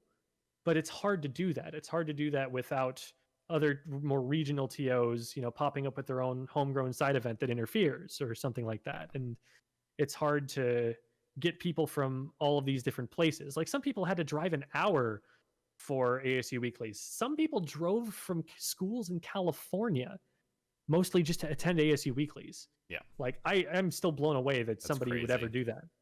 But it happened. I think that in terms of tournament saturation, it's very different for Melee versus Ultimate. And I mean, I have the experience of kind of knowing that, because with Ultimate before COVID, with Ultimate we were running is that dinner? It's tiding me over till dinner. With before COVID, we were running 6 tournaments a week across the valley, right? We had Sunday, Monday, for Ultimate specifically, we had Sunday, Monday, Wednesday, Thursday, Friday that were SAK events, and on Tuesday night there was the gaming zone, and then on Fridays there was also Triforce collectibles on Friday nights. So there was a lot of tournaments, and what I found was that having those tournaments available to people closer to home helped attendance for Ascension. And I think that was part of what happened with Ascension, is why it got so big, is it started big and it grew upwards because people would go to weeklies near them, and then the players who were there would be like, are you going to Ascension? And they'd say, I don't know what Ascension is, I'm a new player. And they would say, you have to go, it's a massive event, there's over 300 people, it's so big. For Ultimate's case, I think that helped. Now I think after COVID we will not have that number of events, because it's going to take so long. We had to build to that. It took us, it took us a long time to build to that, and it's going to take time to build to that again. And I don't know if that would be the best thing for the community at post-COVID. Yeah. For me, I do like that you were able to funnel all of the people from these smaller local events into one freaking huge one. Yeah. Like having a freaking huge event in Arizona again was so needed and so welcome after Sandstorm. It was so much fun. And it's definitely one of the things I'm most proud of, I think, in my TO career, was building that connection between the weeklies and the monthlies. But Melee is different, and I 100% agree with your assessment that a bi-weekly for Melee would be massive. Because Melee is... It's not as... Well, it's so much more accessible now due to net play, and the ease with which you can install Slippy 2.0 and get it running. But Melee, I think... Again, it's so much more, it relies so much more on people being like, hey, they do this every Friday night in the laundry room at ASU. Like, you should go check it out. Everyone's just playing Super Smash Brothers. It's really weird. It's an old version of the game too, but it's like also super sick. Like, I don't know. We should We should go check it out. Like that, Melee really relies on that. Melee does not, and I admit this and know this now after 5 years of TOing. Melee does not thrive off of multiple paid weeklies. If it thrives off of being in your basement with your friends and grinding the game out, and then going out and testing your skills. So I do 100% agree with you that a bi-weekly for Melee would pop super hard, I think. I'll let you finish chewing. Poor PM. I love the crap out of PM. Everything about it was just so Dark Ages Melee, and it's just always been that way. Yeah. Like the raw enthusiasm behind the IHOP versus Denny's crew battle. Like, do you know about Splatfests in Splatoon? Yes. You and I talked about them once when we were talking about ideas for Ascension and other things we could do. Right. Like, you just take some arbitrary argument between two things, and like people have so much fun debating this on the internet.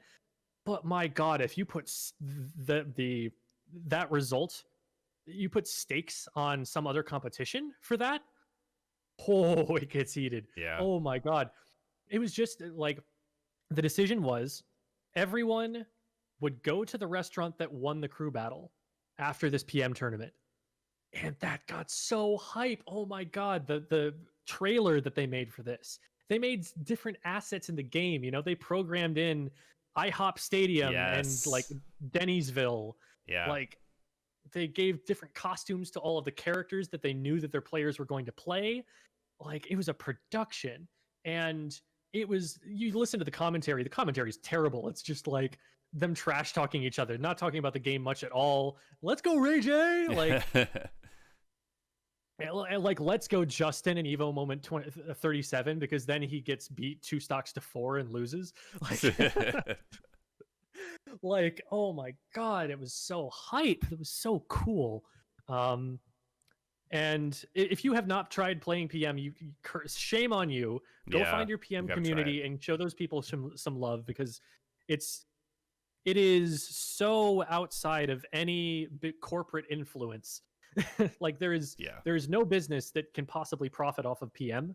The Nintendo's cease and desists will make sure of that, but they deserve all of the homegrown love in the world. The Balk was such a good symbol of that tournament, because it's just like some random person's like apartment or something, where it's just the balcony where you hang out and chill out with some people. And it was just, like, it didn't have to be super clean, super polished, super high production value. It doesn't have to be Riot Games trying to emulate ESPN. And that's the number one reason, going back to what you were talking about before, that's the number one reason why I say I think it's good that Melee was left alone. That it lets us be grassroots, and things are always going to be better when they're grassroots. And if grassroots can get big, that's when it gets insane and huge and crazy and fun. But it has to get there from the grassroots. And even if that means you're supporting your 4-person weekly for 3 years before it finally starts picking up any attention, that's what you got to do, because you're not going to get there through a ton of money. It's a lesson to take from MVG Sandstorm. And I think that that's a lesson to take from Nintendo's involvement with the scene, as limited as it has been.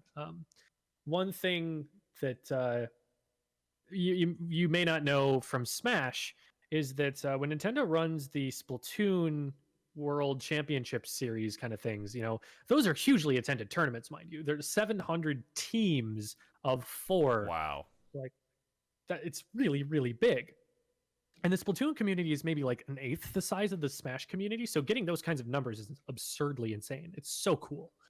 But Nintendo refuses to run the rule sets that the competitive Splatoon community uses. Where have we heard this before? Yeah. You know?